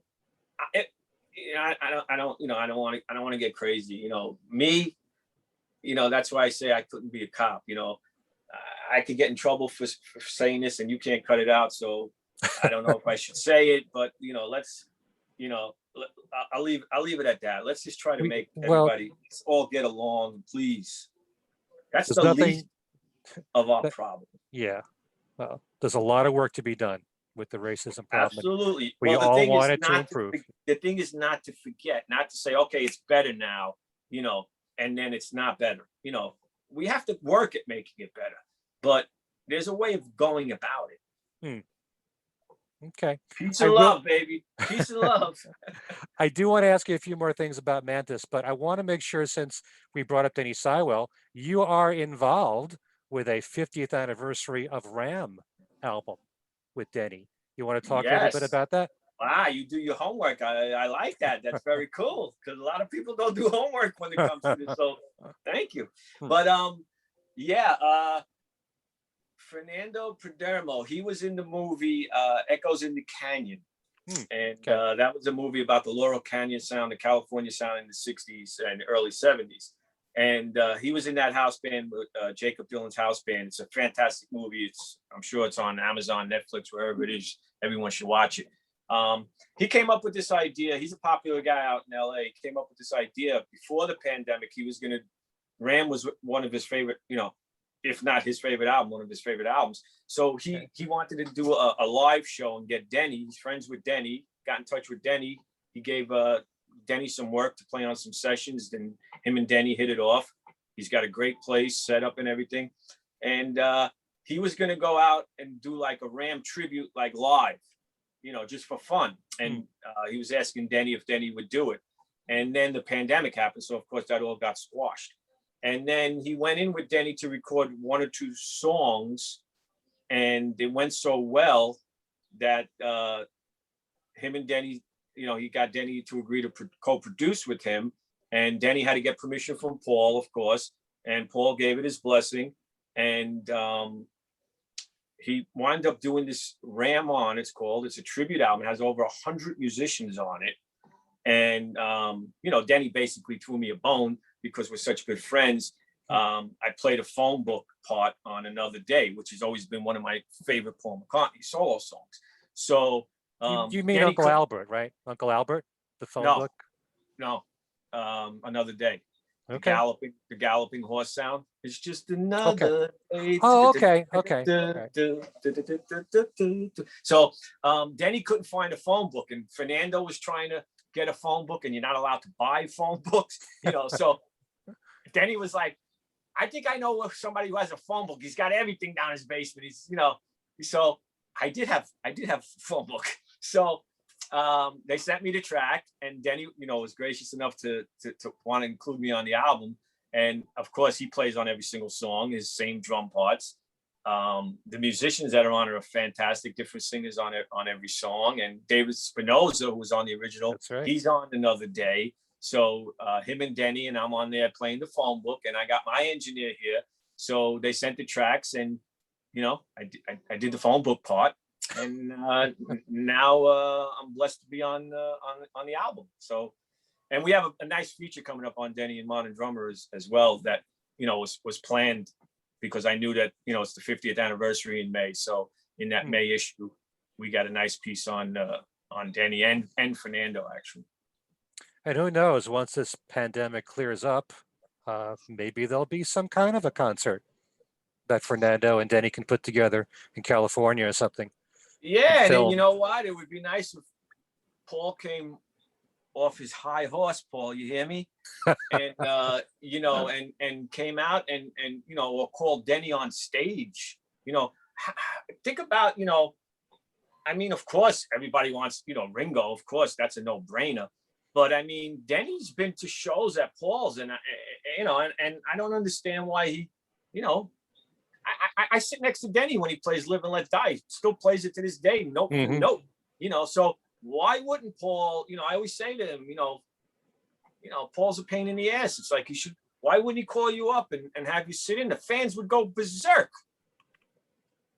But Paul, Paul is an entertainer. Maybe it's out of respect for his band, Nah. I'll leave it at that. Paul's an entertainer. And I love Paul. Paul, I love you, and you know that. But, like I said before, it's how you handle things. Okay, just getting back to Mantus. I'm very impressed, actually, with all the music that I heard from the band. And to hear the disco side and then the rock side, it's like, I can't believe it's the same band sometimes. But I'm so impressed with the lead vocals in particular, so strong. Well, for the rock stuff that you did a few years ago for the 40th anniversary, sometimes I feel like, you really sound like a 70s band. And I mean that in a good way, because the 70s are my favorite era. And I hear like a Foreigner type sound to the band. I don't know if that's what you strove for, but every song just seems so well played and everything so well thought out, like a real tight band. What was it like for you to get the band back together after so many years? Well, this was the thing, and I got to give a lot of credit to my son Matty for that as well, because he really, he played a lot of parts on the record, and he produced it, and he really had control. We let him have control, so we could just write the songs. We wrote most of them. He co-wrote a lot of them with us. He picked the tracks for the album, so he had a lot to do with that. But we sound like a 70s band because we are a 70s band, and that's what we all grew up on. We but we never officially ever broke up. You know, we got back together in the 90s, but that was to do disco stuff. And we did it for a year, and then we felt like we were a parody of ourselves. We kept feeling like we were on Saturday Night Live doing a goof, on ourselves. So people only wanted to hear those 3 same songs. They didn't want to hear new songs. We had a bunch of new dance songs. One of them was even played in the clubs. We tested it in the clubs. It was played on the radio. Joe Corsi, a very good friend of ours from way back in the day. Oh yeah. He took a chance and played it on the radio, but nobody cared. So we kind of like, all right, we're not. And then they wanted us to go to Vegas. They said they could book us in Vegas. And at that time in the 90s, Vegas wasn't as cool as it was. So we felt like now we're really selling out. And it wasn't so easy for us. We were a band. We needed more money. We had to have roadies. We had to have equipment. We had to be there for sound check. You know, we weren't a band that they wanted us to sing to the track. We're not going to stand up there and fake, have the tracks playing and then sing. You know, I'm not a singer. I don't sing and dance, so we squashed that. But we always got together in different variations over the years since back then. We all remained friends. As a matter of fact, Frankie DiVincenzo, who you complimented on vocals, he's married to my wife's first cousin. So he's been in my family, and all these guys, they're my brothers. It's like Jimmy Mayer and John Kaz, and Frankie. I mean, to this day, they're Maddie's uncles. I mean, they're my brothers, and they just happen to be, we were in bands together, and Mike Riddle, of course. So we sounded like a 70s band because that's what, that's the music that we love. I love listening to yacht rock and The Bridge and Soul Town on Sirius, Studio 54, of course, because then I get to hear myself every once in a while. That's the kind of stuff that we really like. So when we went to do this album, we hadn't been together, the 4 of us, we were together in different variations over the years, but the 4 of us getting together was the first time since the 90s that we sat down that day. Now everybody lives in different places, so it's hard to get everybody together, and we wanted to be together in the room. So it was a little, we just enjoyed, like I said, we wrote 12 songs that first day, and then Maddie saw that we were like, wow. So, out of those 12 songs, I think 6 of them wound up being on the album. And then we got together 2 times after that with Maddie and then wrote the rest of the album. So, we always enjoyed being together. We would together hang out, family functions and being together, not playing music. But when we would be together playing music, we could read each other's minds. We grew up together. We were on the road together. We shared life together. So they were my older brothers to this day. One is having health issues that I'm very concerned about. But we were a tight knit group. We were a band. I had a funny conversation with Peter Criss one time, and I said, because bands don't get, you mentioned the Rascals. It's like they cannot be in the same room together. It's unfortunate. There's a lot of bands like that. Kiss, and I said something to Peter one day, and I said, look at us. We when we did the album, I sent him the album and everything, and I said, look at us, and we still love each other, and we share everything. We don't fight, and we never fight. No, of course we have fight like siblings might fight, but then it's over with. And he said to me, you don't have millions of dollars to fight over. Now that hurt a little bit because it's true, but I went back to the guys, and we were all together, and I said, they said, hey, did you play the album for anybody? And I said, yeah, I played it for everybody, who liked it, who was amazed. People didn't even know. A lot of people don't know sometimes that they think I'm a journalist at Modern Drummer. They don't really even, know, people that know, but there's a lot of people that just know me from Modern Drummer. They didn't know. So a lot of musicians reached out to me, and drummers, Hal gave me unbelievable. I mean, I saved all the emails, unbelievable compliments. The record did, as far as we weren't making a record to sell records because nobody buys records. We were making a record because we enjoyed being together, and this is what we wanted to do. And we wanted to show people that, yeah, this is what we did all our whole life, and this is what we do, and we're actually pretty good at it. So that was the whole reason behind the record, really. You know, that was the main reason behind the record. Well, it's very enjoyable from start to finish. It's so solid, song per song. And Thank you. my mind automatically thinks like a radio person. That's the single. That's the single. And I can hear it. I could hear what was the song? Um, Beautiful Thing. Beautiful Thing I hear as a single. It's very catchy. Everything that's commercial, that's what my ears pick up on. And I grow to love the other songs a little bit later on more. But yeah, Starlight is a favorite of mine.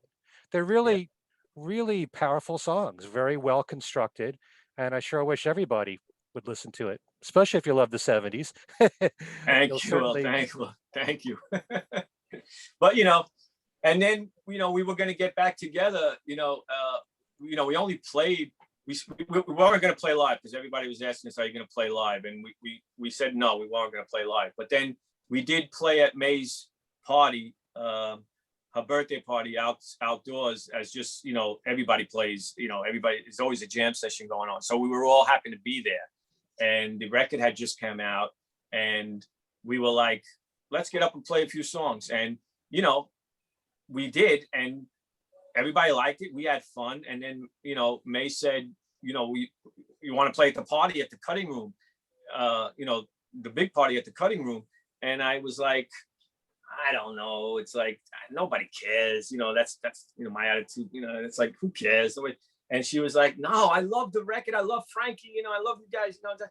And I said, well, if we open up, because I didn't want to like go up in the middle. And I was like, if we open up the show, we'll get somebody to film it. So we have us, now playing live, so thank God that we did that. And we did 3 songs, and everybody was like, I think they were amazed about, that we did it.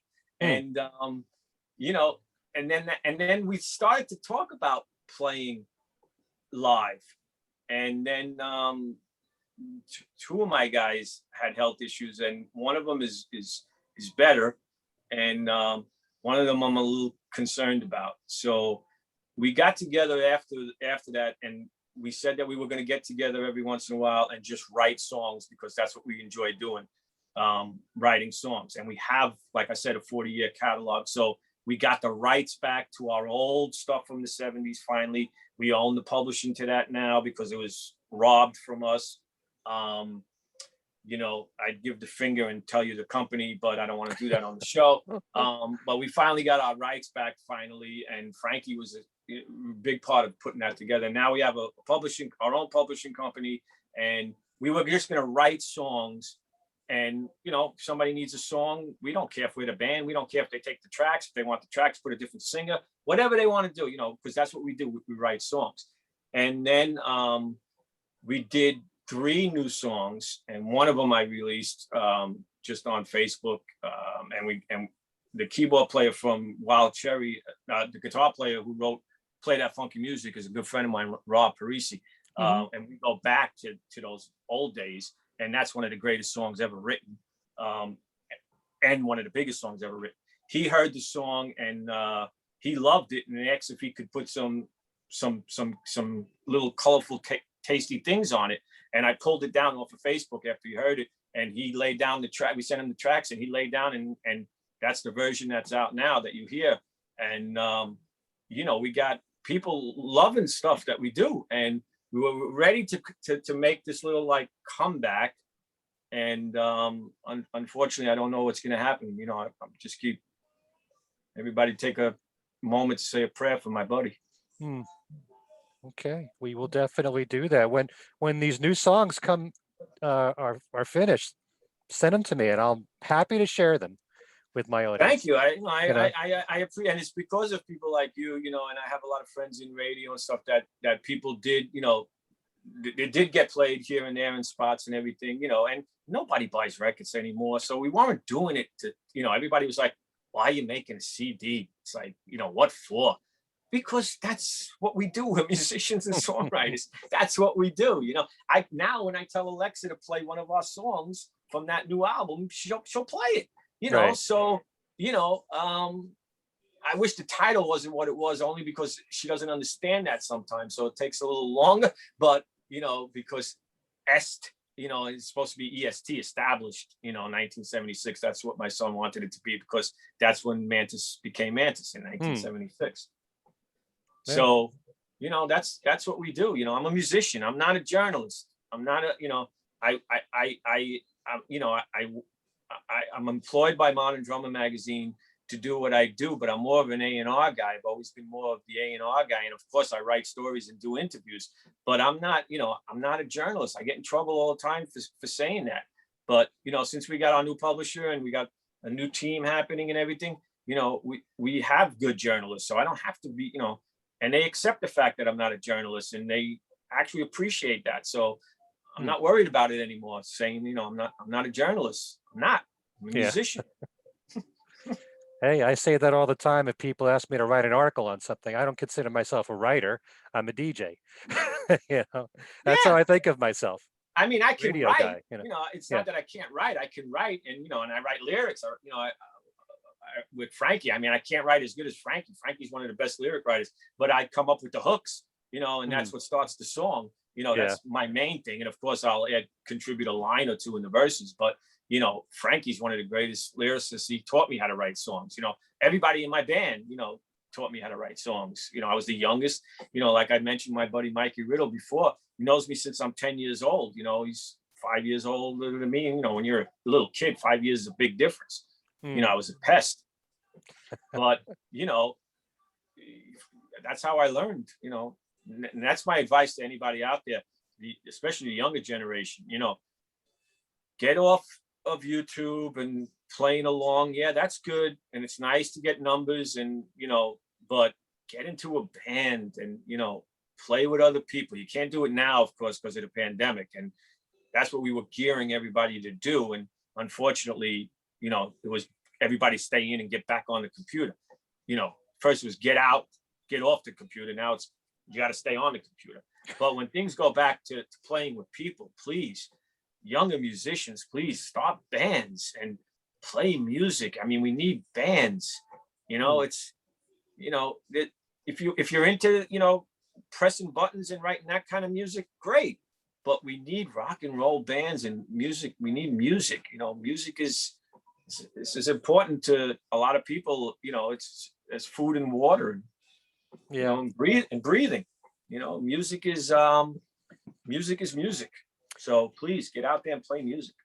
You can't say enough about what you can learn as a band if you go out and play live all the time. And certainly just learn from the Beatles. I mean, the Beatles paid their dues so many times over. Think about all the nights they spent in Hamburg, you know, 6 hours playing to 8 hours playing, all the Yeah. gigs in England. They did all that before they ever had a contract, you know? Every Yeah, band does that. yeah. Every band does that. We did 5 sets a night at the Hiltons, you know, dressed in stupid jumpsuits, you know, outfits that, you know, the Playboy clubs. We played, that was fun. That we didn't complain too much about that. We did it for a little bit. We of course we didn't like it, but when we look back on it, it was fun. You know, but you know, that's how we became the musicians we became. And then, you know, we were traveling all over the United States. So, you know, we'd be stuck all day.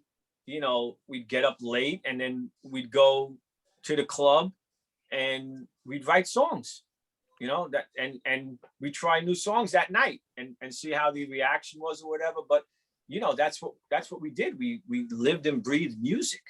You know, I went on the road when I was 15 years old. So, you know, that was, you know, that you know, I couldn't have asked for a better way to grow up. And I had my older brothers with me, you know, so it was like, what a way to grow up, you know. Okay. What a way to grow. Before we go, just want to ask a couple more things about Ringo. Start with Ringo, end with Ringo. That's the way to go, as far as All I'm right. concerned. Stay hydrated, everyone. He's keeping me Oh yeah, thirsty. tell us what that T-shirt is all about. Good time. This is Hint Water, which I've been a fan of for, oh my God, 8 years, maybe more. And it was always hard to find because I gave up a lot of sugar, and I used to drink a lot of iced tea and sweets and sugar. And I stopped drinking soda a long time ago. But I found this, and then everybody said, you got to drink water. You got to drink water. And I would go the whole day without drinking water because I just don't like water.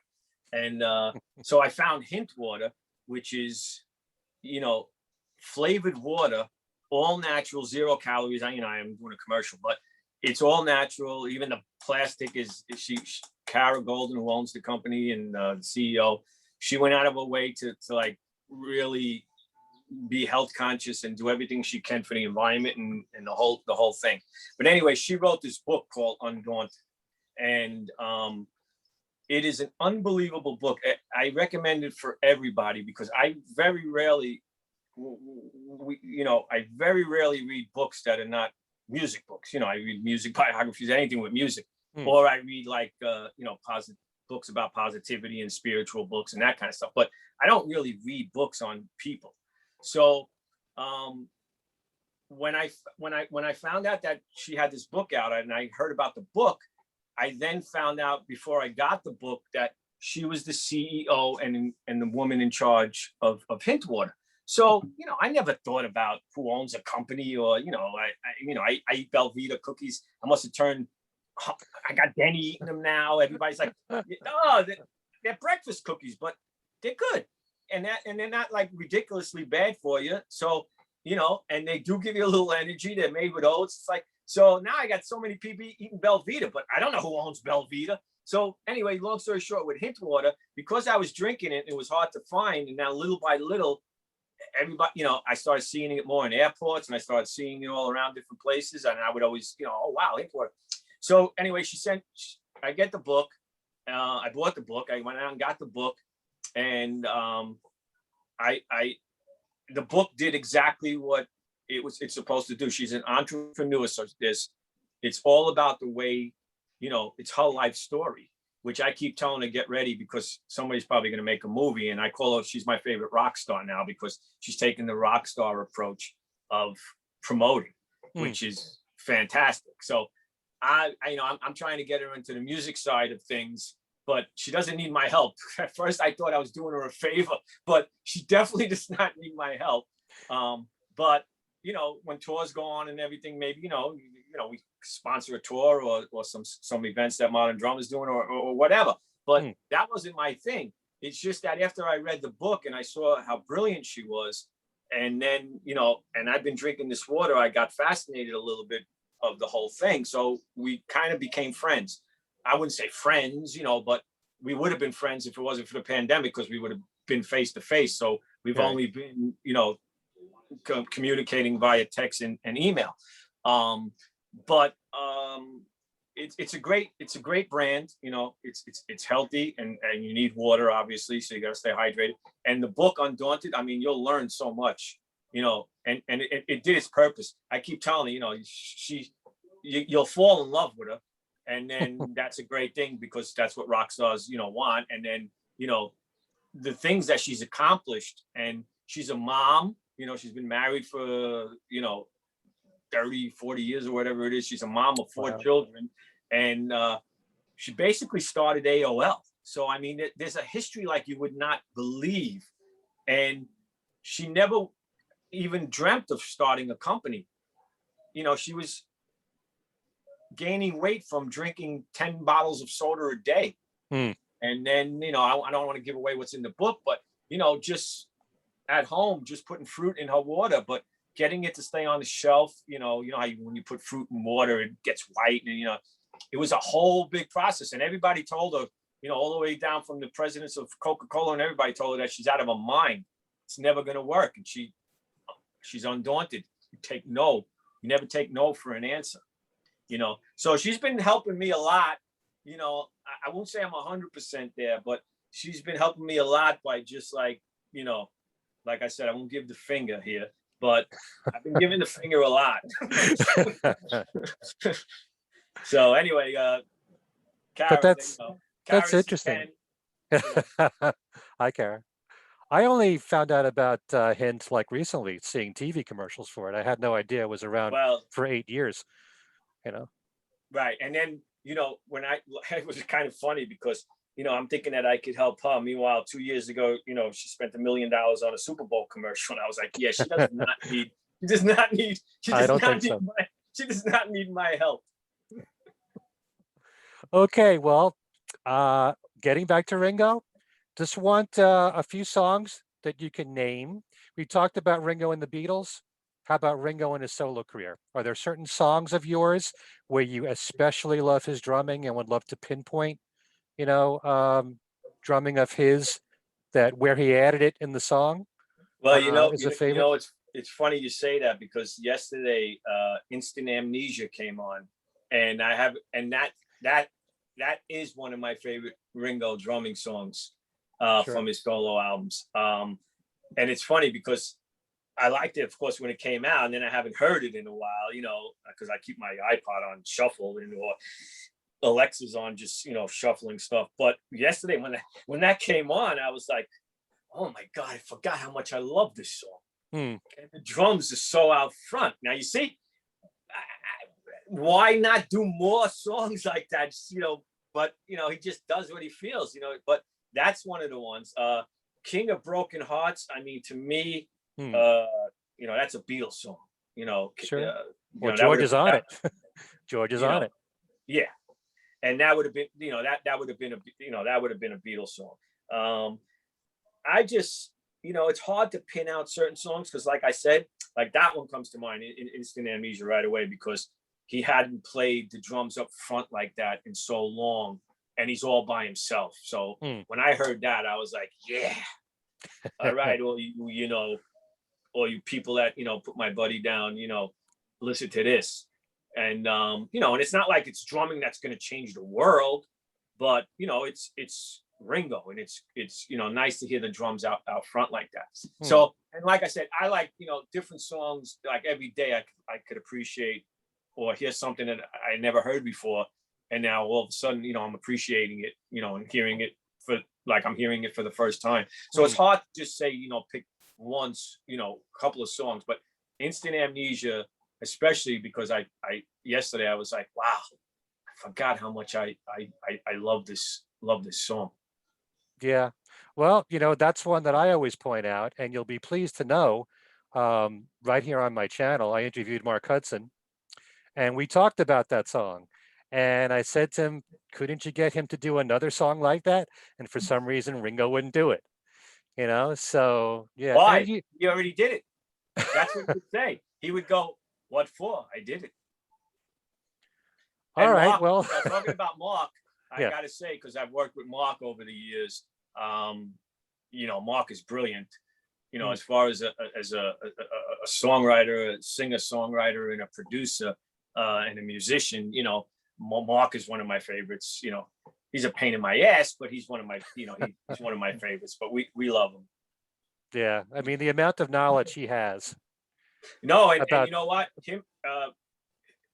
My new publisher at Modern Drummer, David Frangioni, and Mark Hudson were friends for many, many years. And all the records that Mark produced, my new publisher, David Frangioni, was involved in running the Pro Tools and working on those records with Mark.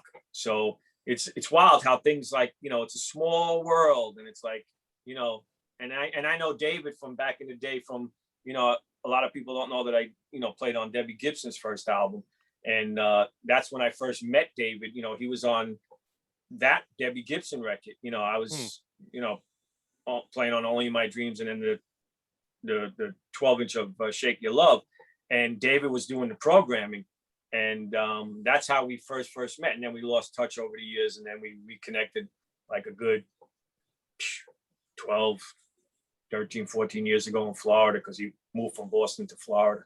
But he's worked with Aerosmith, and anything that Mark worked on, a lot of that stuff David worked on. And it's wild how it's like now he's the publisher of Modern Drummer, and there's that little circle.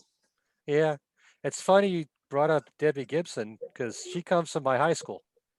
Yeah, Long Island. Island. Yeah. Yeah, she's the queen of Long Island. There's no doubt about that. And I spoke to Debbie recently, and we're actually going to have her on a Modern Drummer podcast because of the connection and how it went. And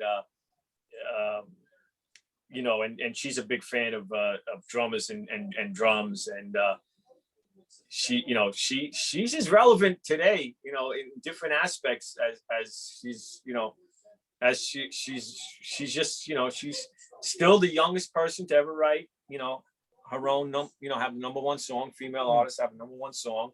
No one's broken that record yet, you know. So, you know, God, I met her. You know, I was 28 or whatever I was, and she was only 15. So she just turned 50. So what does that tell you?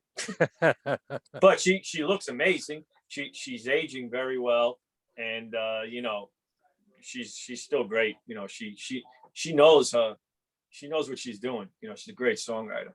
She was involved with like musical theater for a while, right? Oh yeah, that was her whole career. After her music singing Yeah. career was all theater, and then she did movies. And she's working on something now that's going to be pretty cool. I think in 2022 should be around. I think that it's going to be pretty cool. She's the most famous person to come out of my high school. There you Calhoun go. High, Calhoun High School, Merrick, Long Island. I don't think in my high school anybody even knows that I went to the high school, because I was hardly there, because I was on the road at that point so much. So I don't know if anybody even, you know, I know some people from high school, but I was in and out of high school, you know, constantly, because I didn't want to learn about dissecting frogs and, you know, building a shoebox in wood class, or gym climbing a rope. You know, I wanted to be out on the road playing. All right. How did you get to be on stage with Ringo with the one show? Was that Staten Island? Was it? Well, that was a great. I mean, that was an unbelievable experience. That I was fortunate enough to do it twice, so at least I could say, you know, it wasn't just a lucky thing. But the first time was about three years ago. About 3 years ago, I think at St. George. It was at St. George Theater. Yeah, I just Staten Island. I became friends, you know, slowly over the years. I met Ringo before I even worked at Modern Drummer, when he hosted Saturday Night Live, and it took years for him to, like, you know, he meets so many people and everybody wants something from him, so he doesn't get close to a lot of people.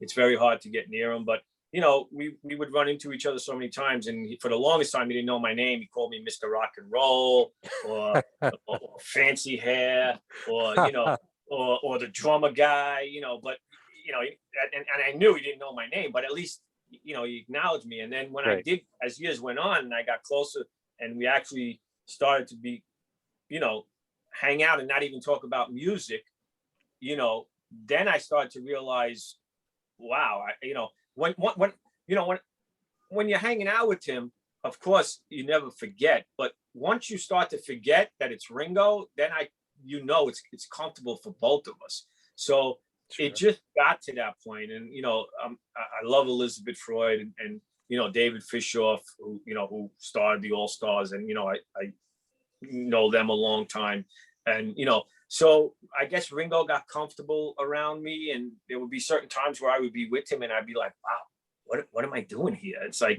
you know, but you know, we just kind of like got closer and closer. And then I heard him calling me one time and I wasn't paying any attention. I heard Billy. And Elizabeth came over and she said, what are you doing? He's been calling you. And I thought he was calling Billy Squire, because at the time Squire was in the band. So I'm figuring he doesn't even know my name. You know, he's not calling me. He's calling Billy Squire, because we were just with Billy Squire, not, you know, a few minutes before. But he was calling me. And then it was like, you know, and I had my buddy Jimmy with me. We had just got off the boat from a family vacation from the Bahamas or Bermuda. I don't even remember where the hell we were. But my wife didn't want to go to the show. And Jimmy was like, well, I'll go. And he went with me to the show, and he got to meet Ringo that night and take a photo with Ringo, which I was surprised about. You know, we were talking, Ringo was telling us about friends of his in Liverpool, and we were telling him that, you know, me and Jimmy knew each other since we were kids. And it was just, it was really, really great. And Rob Shanahan got to snap a couple of pictures of us, and it was just so cool. And you know, just little by little, of course, I would interview him for Modern Drummer. You know, if we ever wanted, you know, to do something with Ringo, of course, I was the one that did it. But you know, there was a lot of times that we hung out, had nothing to do with Modern Drummer. So little by little, I got to know him, and I was fortunate. And it just, you know, I love him. You know, I loved him before I even knew him because I felt like I knew him. But now I love him even more because, you know, I tell him all the time he's probably the coolest person on the planet. But you know, so long story short, it was around Father's Day. We were in Staten Island, and most of my family lives in Staten Island now. So we went to the show. I was invited to the show. I went backstage. We were hanging out, and then at the St. George Theater, you got to go upstairs. As I'm walking up the stairs, he's already up at the top of the stairs waiting, and he's like, "It's about time. It's about time." And then he always pushes me aside, and he hugs my wife first and kisses my wife, and then he'll go like this, and then I'll hug and, you know, kiss him. One time I kissed him on his beard, and it was a little rough, and I was like, "Oh man, it's so rough." And he goes, "I don't want you to like it." So, you know, we just kind of like, so anyway, we were talking that night, and then I gave him a copy of the issue that he had done, because I had found one of the old issues that we had done, which was one of our big sellers, and it was probably a good 10 years ago. And he's looking at it and he's going, I go to him, "You look exactly the same. As a matter of fact, I think you look younger," you know. And then he was like looking, he's going, "Yeah, I do look pretty good, right?" You know, we were fooling around and we were talking. And then I said to him, "Happy Father's Day," and I was getting ready to, you know, say goodbye and go back to my seat. And as I was walking away, I said to him, "You know, if you did want me to come up and play, I would have, you know, as a joke, as an you know, off thing." And he turns around and he goes, "Chasm beat you to it." That's Chasm Sultan from Todd Rundgren, who was in the All-Stars, and he lives in Staten Island. And I said, "Okay, whatever, maybe next time." And then I walked away, and I went back to look at his drums and, you know, backstage, and like not even a minute later, one of his main people came over to me and said, "The boss said that Chasm's going to play guitar and sing, and you're going to play percussion. So be side stage when you hear Photograph." And he walked away. And I'm looking all around, and I'm like, I'm being punked. He's like, he's punking me. It's like very funny now. This is going to be on his DVD. You know, he's punking me. And I turn around to Jeff Jonas, his longtime drum tech, who's one of the best in the business. And I go, "Really? Is that true?" And he goes, "If that's what the boss said, that's what the boss said." So now I go and I say to my wife, "Let's go to our seats. Do not." Now I'm walking out into the lobby, and all my relatives, I'm seeing like, you know, I'm in Brooklyn. Staten Island's not that far. I lived in Staten Island at one point. All my relatives and friends, and, you know, I seen him in the lobby, and I'm trying to get to my seat. And I said to my wife, "Don't say a word." I really didn't think it was going to happen. I was like, "Don't say a word to anybody." And I didn't want to get nervous or even think about it, but now I had to sit in the show. So I did text my son, and he just wrote back, "That's it. You hit the mountaintop. You could die tomorrow." I was like, okay. Then he was right. I hope not. I hope like I don't go on stage tonight and this is my last day. But I was trying not to think about it. Anyway, long story short, Photograph comes on. I get up out of my seat. My wife says, good luck. I go to the side of the stage.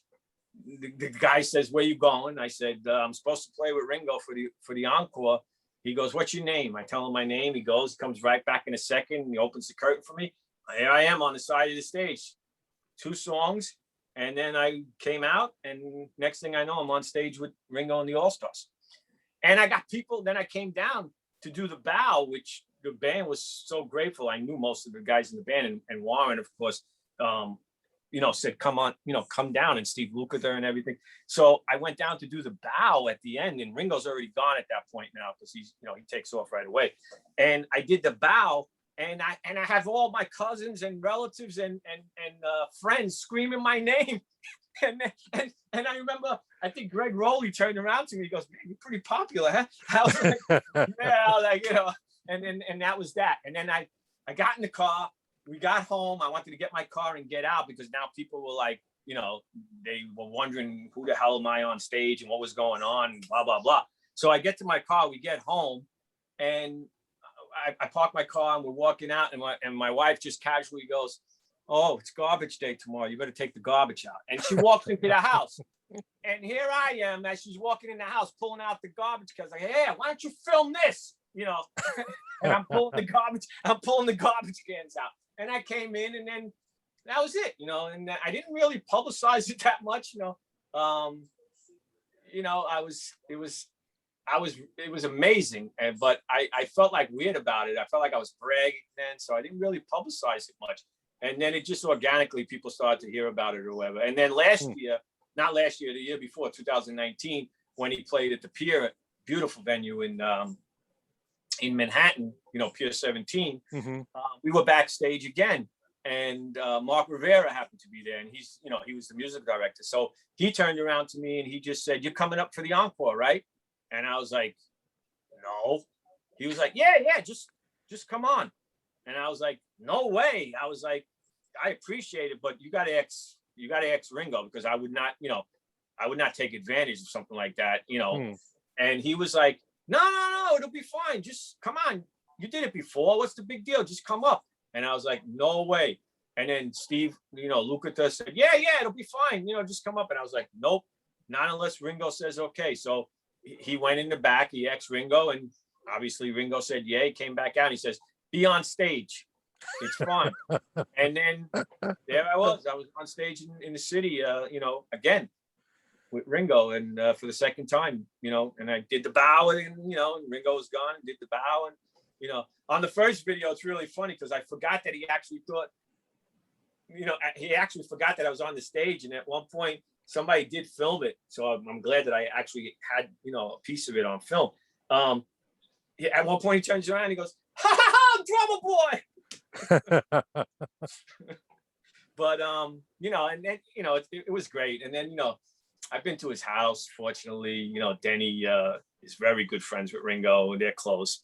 And and just sat on the floor with just the six of us, and in his house with the two dogs, and talking about grandkids and kids. And every once in a while he'll tell me a story about the Beatles that I probably read 50 times in a book, but hearing it from Ringo on his couch, Yeah, it's a pretty cool thing. And and I don't ever want to take for granted, people, once they see me with him, the next day I get 100 emails, at least 100 emails of people asking me, "Can you give this to Ringo? Can you introduce me to Ringo? Can you get Ringo on my show?"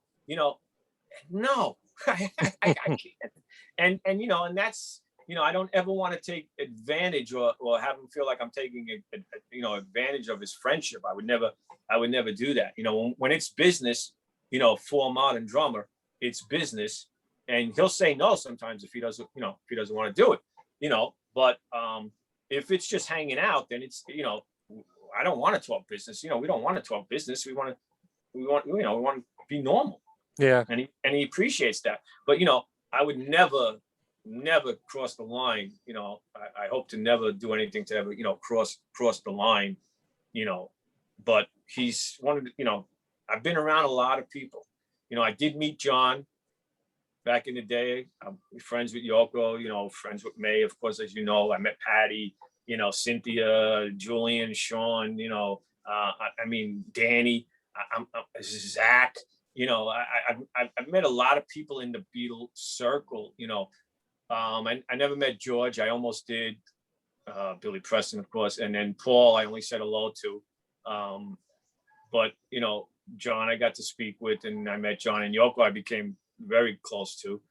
And then Ringo, of course. But I would never. Sometimes, like I said, I like the fact that sometimes when I'm hanging out, I just forget that until I stop for a second and I look at him and I go, in my head, I go, wow, that's a Beatle. Because he's been a solo artist. He's been a solo artist longer than he's been, in the Beatles. So, Yeah. We're looking at 50 plus years there. Yeah, and of course, I can't wait for the Peter Jackson film. We're all looking, everybody's looking forward to that, even non-Beatle fans. Yeah. you know, But and the clips in that's going to be, you know, it's just by that little trailer and speaking to Ringo about it, it's just going to be incredible. well, everyone I know is salivating over that little trailer. Yeah, no, it's So, gonna be incredible. And then Ringo's got another EP coming out. You know, he just had one come out last week, and he yeah. has another one What did coming. you think of it? Zoom You in. know, it's a Ringo record. It's fun. Ringo makes records to have fun.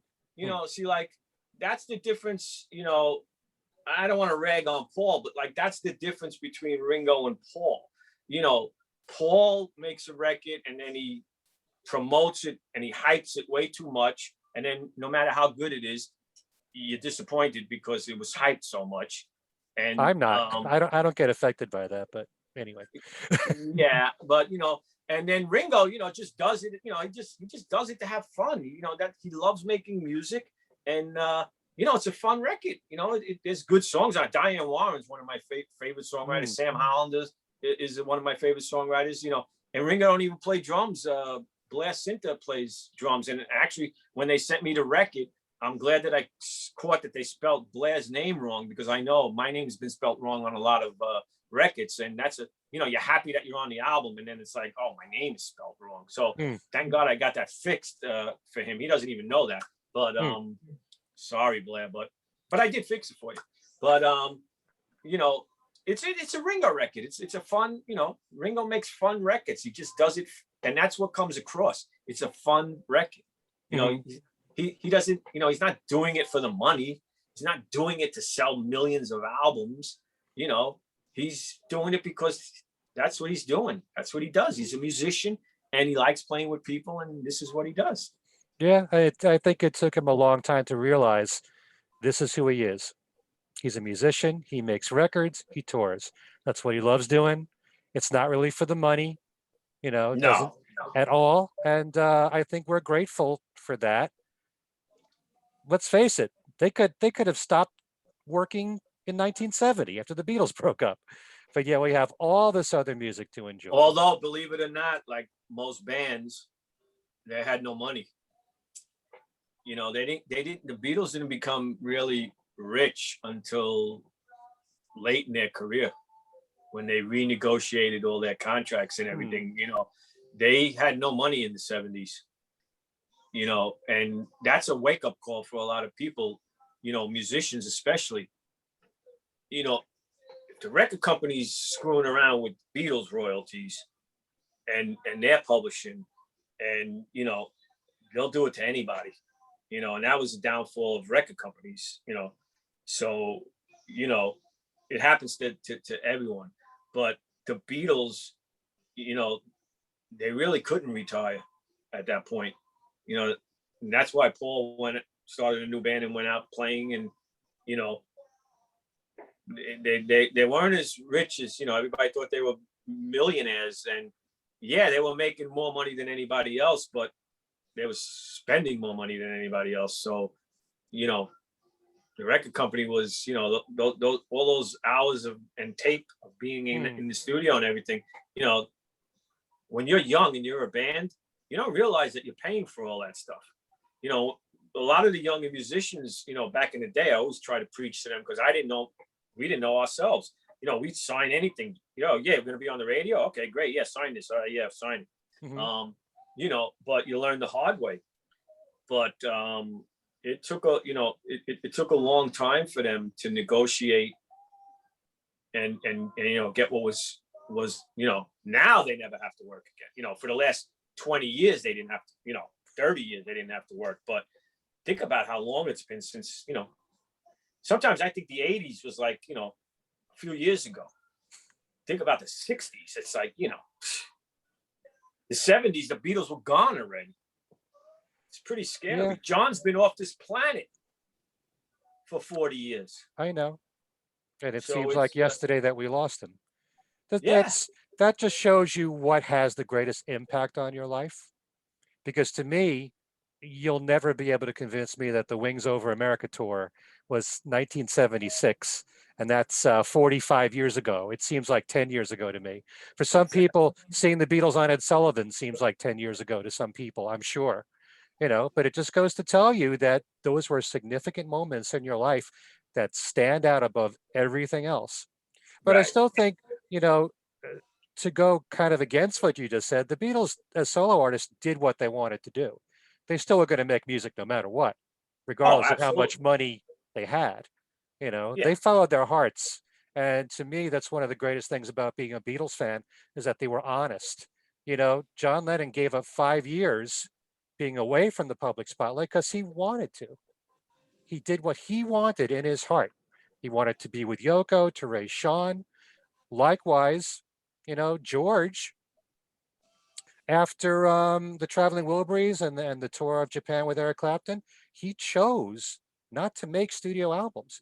He still recorded, but he didn't release them. It was only Hmm. towards the end when he knew he was going to die that more work was done on it. But those were their choices. They did what they wanted on their terms.